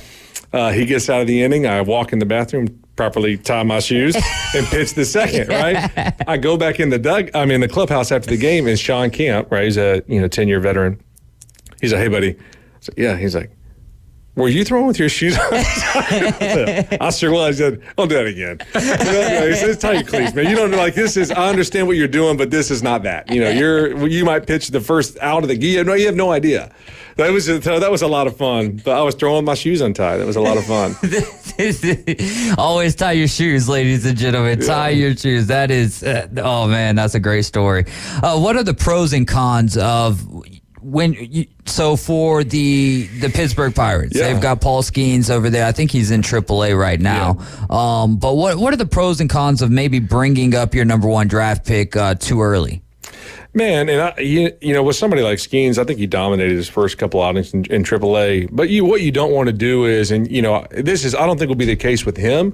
But there's a saying out there, it's an old adage, it's the big league cemetery is full of prospects that got brought up too soon. And the thing is that you're going to struggle, right? I don't care who you are, right? I mean, so the best in the world struggle all the time. Because against the other best in the world. And so what you don't want to do is you don't want to have somebody go in there and have a confidence issue, right? This is kind of what, kind of going back to what I was talking about with some other people with Eli, Yeah, but I'm saying if the first time he's with some of the Florida Gators, the first time you struggle is at Florida, this is a problem. Right, because now you're going, am I good enough to be here, or what I'm used to do isn't working now? Yeah, and so it's the same thing in the big leagues, right? I mean, if there's a guy that I follow on LinkedIn, and he was a first rounder, and he does some financial. It's really cool stuff that he does. It's not wealth planning, but it's kind of similar. Mm-hmm. And he was talking about Jackson Holliday, and he was talking about the separator between Jackson Holliday and some of these other prospects is he sort of knows that he belongs. He's been in big league clubhouses since he was knee high. Yeah, and he just talks about the hurdle of not really only just physically but mentally saying I belong here. With the best in the world. Mm-hmm. And that can be a tough hurdle. I'm not saying Paul Skeens would struggle with that, but if you're up there and you start getting tattooed a little bit, I think it's really easy to start struggling with your confidence or start trying to change things, and so that would be sort of, I would say, the biggest risk that you take with bringing somebody up too early. Is that, you brought up talking about changing things, is that something that pitchers do, like even when they get to the show and it's not working out, their first couple appearances aren't working out, and they go straight to trying to change their mechanics, or do they go have a conversation with the coach? How does that normally work out? Yeah, typically what it would be is, from my experience, is that you're really looking at the execution of the pitches, right? This kind of what I was alluding to earlier. Mm-hmm. If you're getting banged around, and sometimes it happens, you can just really believe it. And I mean, that's why I love baseball in that way, because it really, exit velo 31 miles an hour, but it's a single. Yeah. Right. I mean, hit it great, but some of those are at hits first base, or what there's some of those things can obviously. So, okay, well, am I really throwing this bad, or is things just not really going? Baseball. Yeah, right now. That's right. And then, or am I like, hey, am I getting banged around, and I need to be executing at a higher level, right? Mm-hmm. And then that sort of starts becoming the focus. But then, if you're doing that and you're executing to what you think is an acceptable quality pitches, right? Acceptable rate. Then you have to start. You see people adding pitches, right? You've seen this with. They were talking about Spencer Strider, adding right? the curveball. That's exactly right. Because I'm not saying that he was struggling, but hey, you're second or third time around the league. It's like your second or third time and going through the batting order. Exactly right. Yeah. So the guys are going to be on you a little bit more, and so that would be typically what you would see. But from a mechanical change, typically you want to try to avoid that, because baseball, a lot like golf, is just all about repeating, especially pitching. Yeah. So if you're able to repeat, you don't want to be messing with stuff if you can help it.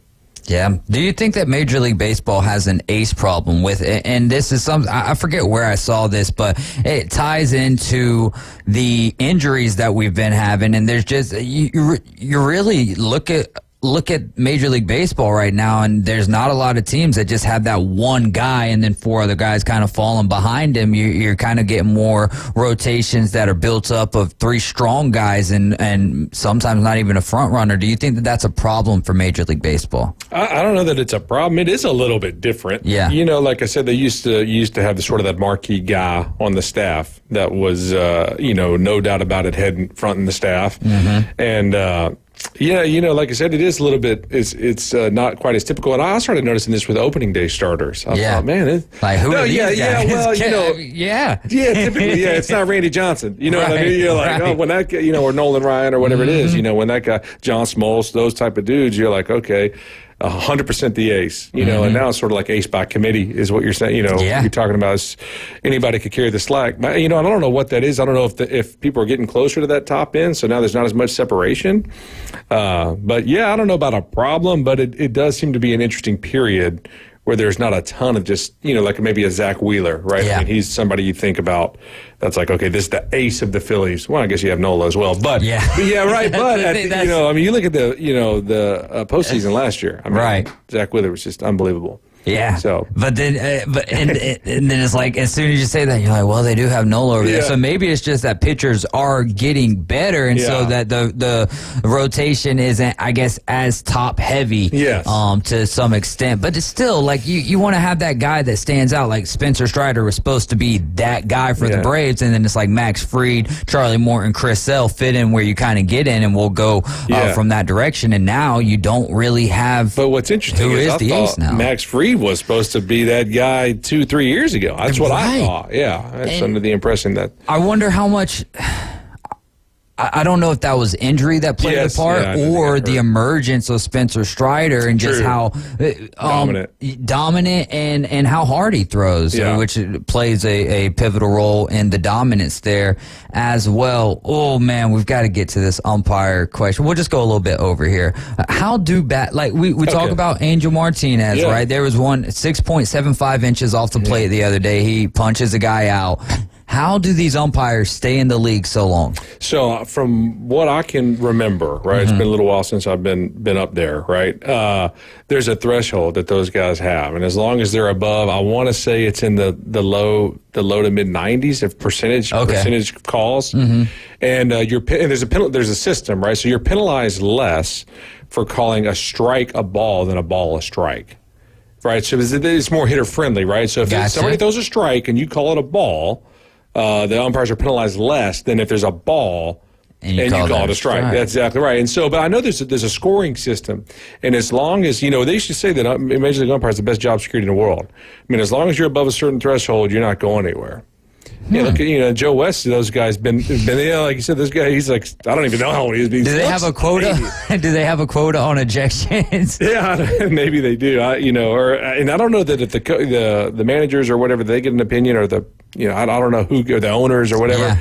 But I know that there's a tier scoring system, and as long as they're above a certain threshold, they're not going anywhere. If they stink, they should relegate them to like AAA, like a guy like Angel Hernandez. Like, you're not so great, you go to AAA baseball. Yeah, and then when you get better, we'll bring you back up if you get better. If your percentages come back up, I would 100% be on board with that. I think that you could get a lot of great content from Twitter on that as well. Having like a revolving door for umpires and man. How would you feel about having the umpires have to answer?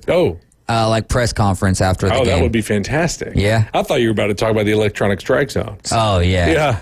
I don't watch a ton of, but how many, judgment calls really occur in a baseball? Like, how many calls per game does an umpire, I would imagine most of the balls are going to be pretty obvious balls. Most of the strikes going to be pretty, how many in a game are really, controversial calls, would you say? Yeah. The problem is typically when they occur, they're humongous calls. Yeah. But they're not. But my point is, though, if it's 90% of all calls, if half or 70% of them are no-brainers, then of course you're going to be over 90%. I think it's when they're called, though. Like at what point in the game, it's 2 outs in the ninth, and then you have a bad call. I just didn't know if there's 3 a game on average, 7 a game. That's going to get more attention than a bad call in the second inning with nobody out yet, and it's a scoreless ball game. Yeah, sometimes that happens in no-hitters, right? They'll cut an error or a hit. Yeah. They Armando Galarraga. Yeah, that's right. Yeah, they give it an error. Depends on who's scoring. Is it cooking or not? In the second inning, you're like, who cares? And it doesn't. Oh my gosh, terrible. Yeah, but that's funny.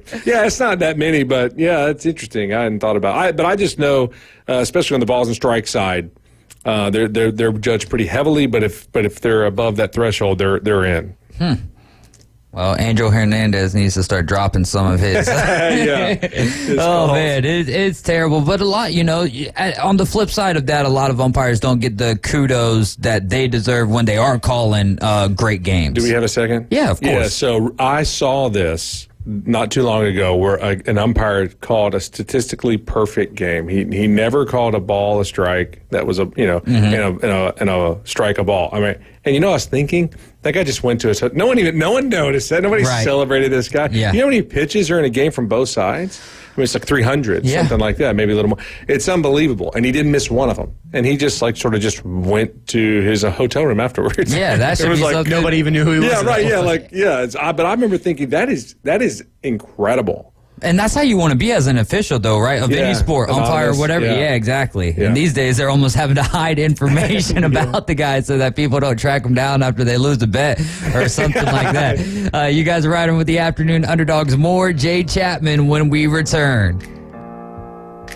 Open up the champagne. Your attention, please.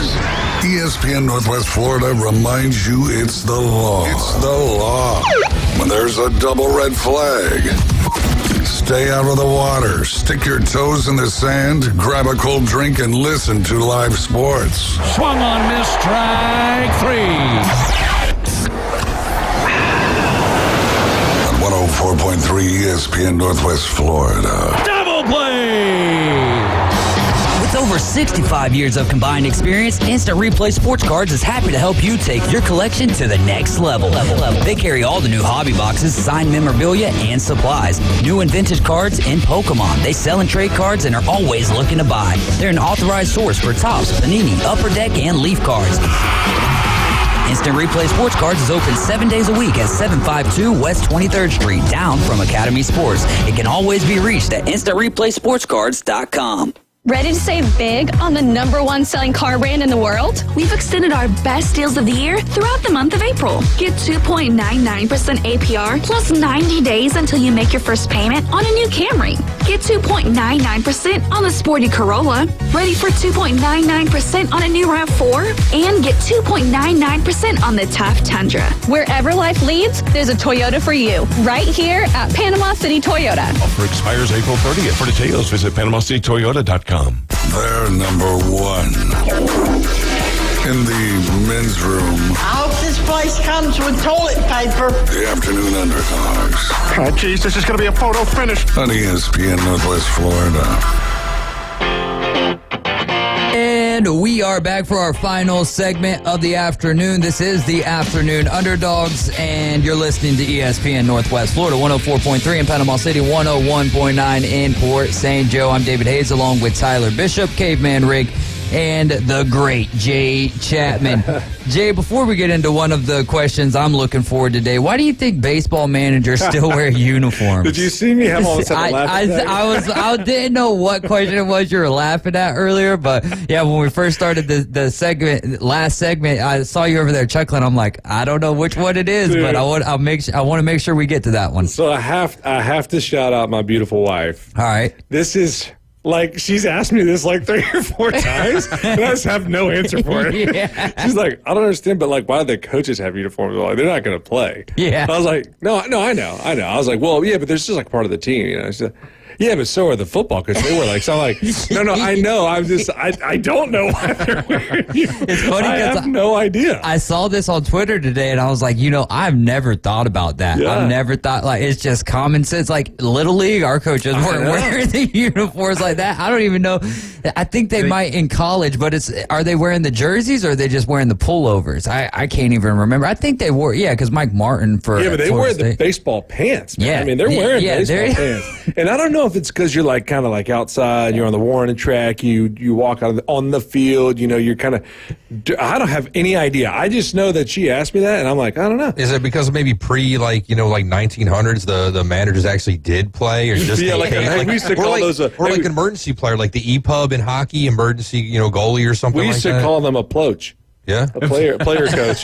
Floats. Yeah, like because but like maybe that's exactly what it is, and then traditions just never change. Especially with a game like baseball. That's yeah. Like I said, that's the most the purest are not budging on that. But yeah, I just when I saw that, I laughed so hard because Madison has asked me this question a bunch of times, and I'm just like, I still don't ever have an answer. No, I don't think we ever will. What's funny, the first time she asked me, I'm like, I don't know that I've ever even thought about it. It's just so second nature. Right, it's just the way the game's played. What do you mean? Plus some of the tailoring. I mean, you remember guys like Tommy Lasorda? I mean, they did have pitchers out there like Bartolo Colon, so I guess they do make like supersized uniforms.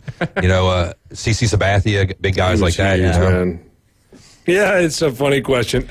So I don't know. Did Twitter have an answer? I don't even remember looking after that because I had the same response as you. Like, I never thought of that, and I feel like it'll bring some good content to today's show, and it worked out perfectly. When I saw that, I was like, did Madison get the phone in a question earlier? Like, how did this work?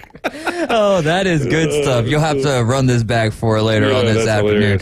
All right, so all-time team of guys you played with. Yeah. All right, this is. I got an answer. Okay. It's like basically what I was saying. Boom.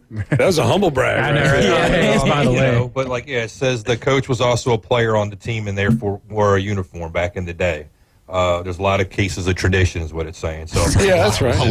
A lot of cases of tradition. That tradition keeps on. Well, we can confidently say that I have learned something on this show. Thank you for that. There we go. It should be a goal for everyone every single day. That's a trivia question somewhere, probably. It needs to be, man. Yeah. Shout out to the history class. Get that on their trivia set list. All-time team of guys you played with. All right, so we'll start out at catcher, and then we're gonna work all the way to the closing pitcher here, and maybe even make a lineup out of them. How about that? And you're just talking about I was on the field with them at some point. Little League all the way up. Whoever you thought was the best. And I don't want you to, play favorites, but like the guys who you thought were the best at that position. Okay. Like, and even if it was something like this, like, all right, one of the catchers that you played with had a great bat, but you're going to pick this other catcher because you just like the target that he gave you. Okay, well, that was Brian McCann 100%. All right. I could throw to Brian McCann in my sleep. He called me numerous times in bullpens, live BPs, spring training games, and he was the most pitcher-friendly catcher. I mean, that's when you remember when Smoltz came up. He's like, I want that guy to be my catcher. That's kind of wild, isn't it? Yeah, absolutely. Yeah, I mean, he was brand new, but like I said, he was the most inviting. From just a visual perspective as a pitcher, it's one of the most inviting setups as a catcher I've ever even seen. How important? All right, so visuals absolutely of the utmost importance when it comes to your target and everything. But how important is that? Kind of off the field, but on the field, the meetings at the mound and everything, having someone that you kind of trust. Trust and the chemistry between you guys. Is that close to the visible? Yes, it does matter. Now, of course, when he was there, I just did whatever he said. Right. But, like I said, Tyler Flowers is a good friend of mine, and he was talking to me all the time about, hey, listen, if you and I ever got back together, it would be great because I would, we have such a, we think so closely alike. Yeah. So that would have, and I did throw to Tyler, obviously, at Chipola and numerous times throughout the minor leagues. But is he building houses yet? He was a heck of a framer. Yeah, that's right. That was a that was fantastic. Yeah, he might be. Actually, I don't know. I ran into a guy the other day that still hangs out with him some in Georgia, and they said he's a big tennis player now. Oh, nice. How about that? He's a big guy. Yeah. He didn't even want to play pickleball. No, he's back to tennis, man. Yeah, the real deal. Okay. All right. What about first base? Freddie Freeman. Freddie. And I wasn't the best of friends with him. I was friends with him, but I honestly have to say that of course, he's getting his, I would say his due now. Yeah. But for a while, I thought he was maybe the most underrated player, for a long time. I still don't think that he gets his just due because of who he's playing with. I mean, Shohei and Mookie Betts over there, and I don't know if you saw, but the other night I believe he stole a base and just had this incredible slide to get around the tag as well. And it's like, man, there's a lot of things about his game that are underrated. Yeah. All right, second base. Second base is going to be a guy. His name is Yadiel Rivera. All right. And his name is Yadi. He was a Brewers guy, and he was up and down for quite a while, and he's got numerous years in the big leagues. But this guy maybe could pick it better than anybody I've ever been around. Yeah. I mean, it was like, so when I was coming up, where I was actually with the Brewers, so this after my hip surgeries, it was Orlando Arcia at short and Yadi at second, and those dudes in the middle infield was like a big league infield. Yeah. I mean, it was like amazing. Like, I had great numbers that year, and I think most of the reason was because those two guys were at short and second. It shows you how important having a good defense behind you is. What's the hardest base to pick off? Like, for a right-handed pitcher? That's what I was thinking. But spin move, and you can kind of get lost a little bit. Yeah. You just got to make sure that you don't chuck it into center field. Yeah. Or else they're running for a long time. Third base, you kind of got them in your sights. First base, whatever. Yeah, it's kind of second, with the spin memory. move, you're like, I've seen guys turn inside, which is terrible. You're not supposed to do that, but just because you can just look the whole time. Turn in? Yeah, like just do like the opposite of a normal spin move. Yeah. Okay. You're not supposed to do it because you're going the opposite way of your arm. Yeah. But some people like to just be able to see it. Yeah, that makes sense. So, shortstop, 100%, Andrelton Simmons. Oh, no doubt about it. Yeah, Simba. Yeah, he was unbelievable, man. I think he just retired. He did just retire. He was, and what's so funny is a lot of people don't know this, but he could have won the first, second round as a pitcher. He threw upper 90s off the bump. I remember asking him. I remember this is a funny story. If you don't mind, if we have a little bit. Of course. He hit. Tommy Hance was pitching in just one of the backfield games. He was already in the big leagues. He was just coming to get some work in, and Andrelton Simmons hit 2 homers off of him. And this was when he was like just drafted. And somebody had, told me, hey, this guy could also have been the first, second round pick, high 90s off the mound. And I asked him, I said, hey, man, I said, I thought they said you threw upper 90s. And he was like, yeah, touched some 97s, 98s. And I was like, why didn't you want to pitch? And he said, did you see me hit off Tommy Hance? And I thought, that's a really good answer. But at the time, his bat was questionable. I mean, that was a big deal. But, I remember guys like Johnny Venters, Kimbrel, these guys telling me all the time, like, they were basically advocating big time for Simba to be there before he was offensively ready. They didn't care. This guy's unbelievable. Most, was defensive run saved or whatever that category is. Yeah. He just totally dominates that category. Man, he ended up having a great career. I loved him when he was with the Braves, but I guess the bat situation just didn't let it end up playing out. How about third base? Chipper. I mean, just because, and I don't, like I said, that seems like a ridiculous deal for me. I didn't really know him that well, obviously. You shared the field with. You shared it numerous times, and he would be my pick. Left field. You're going Chipper again there? Yeah, Chipper at all the rest of the spots. Left field, man. It's so funny. The outfielders are such their own, kind of dudes. Did you ever have an outfielder Alfonso Soriano played left field, and he was, unbelievable left field. One of the 40-40 fellas? Yeah, and he hit tanks. Let me see. Center fielder is going to have to be a center fielder. Man, that I played with, that I thought, I guess I'll just go easy with a guy named Jordan Schaefer. I mean, he was around a long time. He could really run it down. I mean, he really could. He could run it down. And so, again, he had some offensive struggles that kept him from being a career big leaguer. And just because I like him, I'm going to say Jason Hayward in right field. Okay. Yeah, that's my man. Yeah, a good friend of mine. And he's still doing it, so... That's impressive too, because for him to come back or go to LA last year and have the season that he did, that was awesome. I also want to just add a player 1A to center field. Gorkys Hernandez was also one of the best center fielders I've ever played with. Gorkys Hernandez. Yeah, he played 7-8 years in the big leagues, Pirates, some other different teams. I mean, unbelievable center fielder. All right. Okay.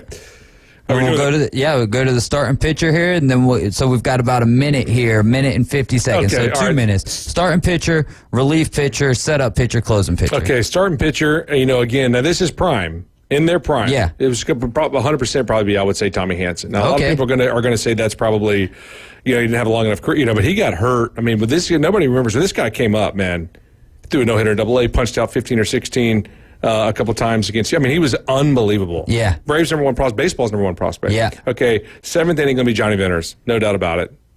Totally healthy. 8th inning, I'm going to go Leclerc.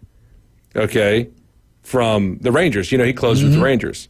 And he was in the bullpen when I was in Round Rock. Fantastic guy. And then, obviously, closing down the 9th inning is going to be my man Grimble.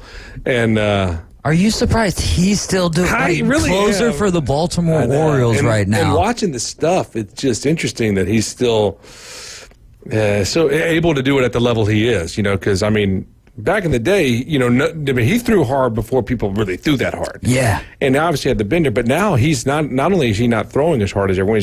He's lost some get up on his on his heater. Yeah, and the breaking ball is still kind of the same thing, but he's just the spin rate is so elite. Yeah, that people just can't get on it. Well, Jay, thanks so much for giving us some of your time, and we look forward to chatting with you next Tuesday if it is possible. And if not, we'll get back to it the next Tuesday. That's after right. that. I'm here. Hey, Coach James Hill Show is going to be live at 7 in the morning. The Inside Drive with Ryan Mulvey and Jay Henley live at 11. We'll be back tomorrow at 4. Y'all have a great rest of your evening. Enjoy it. Be safe out there. And just remember, Jesus loves you, and so do I.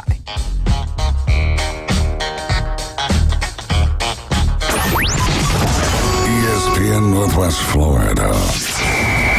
Here's what's happening. Hi, this is Ryan Mulvey and Jay Henley from the Inside Drive. And we're seeking your nomination in the